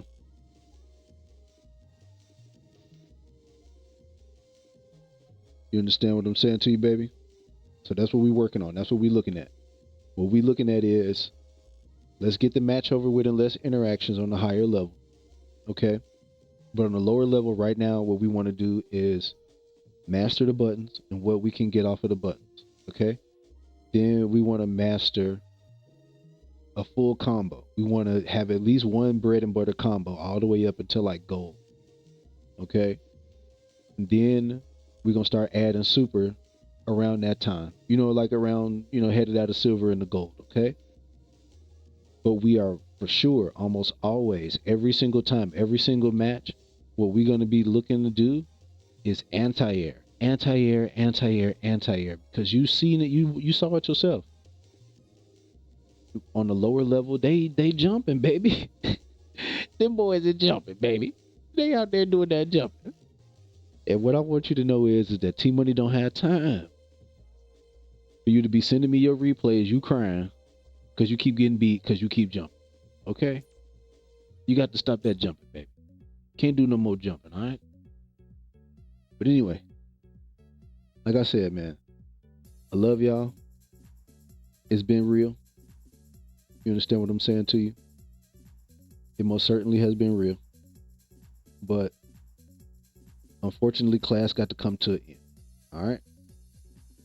And now next class, what we're going to work on is bread and butter combos and how to continue that combo. Okay? How to keep that combo going. All right? With drive rut. Okay, so we're gonna learn all about drive rush and how to turn green. Okay, you understand what I'm saying? That's what we're gonna do in the next episode of Street Fighter School. Okay, baby. Full combos, drive rush, what to do on knockdown, and how to keep that combo going, how to end that match in one less interaction. That's gonna be our goal for the next class. End the match in one less interaction. Okay. But other than that, I want you to know that look, T Money love you. T Money gonna love you regardless of what you do, baby. I don't care if you win a Pulitzer Prize or you go out here and commit a life of crime. You better not go out here and commit no crime and talk about coming over here. I'm gonna tell on you.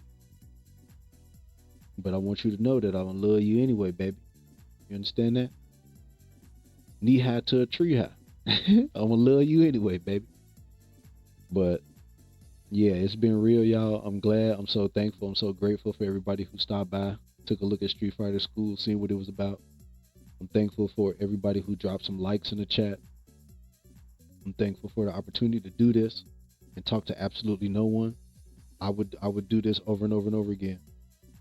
And I will continue to do it over and over and over again because I do firmly believe that if you can make the game 1% easier for somebody, more people will play. You understand what I'm saying? And that's what this is all about. This is all about lowering the barrier to entry to gaming, okay? Making it easier for people to get into the game that they want to play. You know, spreading the sphere of influence for the FGC because fighting games is something so special. We already know that, okay? And I want everybody to have fun. Have you some fun, baby. If you're not having fun, just turn the game off, okay? Go walk the dog. You know, go play with your kid. Go kiss your wife. You know, go for a walk. You know, something like that. If you're not having fun, baby. But if you committed to having fun and you realize you one of the smart ones that realize that getting better at the game is how you have fun. And Street Fighter is the game that you want to get better at, baby. Okay, then this is the class for you. This where you need to be at, baby. You understand me? You hear me? And that's that on that, y'all. I love y'all so much. I'm so proud of everybody. If you out here watching this and you're ranking up, you know, send me your replays. If you just bought Street Fighter and you find this video and then you rank up off of something you learned in this video, send it to T Money. Send me a clip, baby. I want to see y'all clips. You hear me? Okay. Other than that, look, I love you. Take care of yourself. Be good to each other. All right. Be good to each other. Get that hate out your heart, boy. Stop being a hater, boy. You hear me? Don't hate on nobody.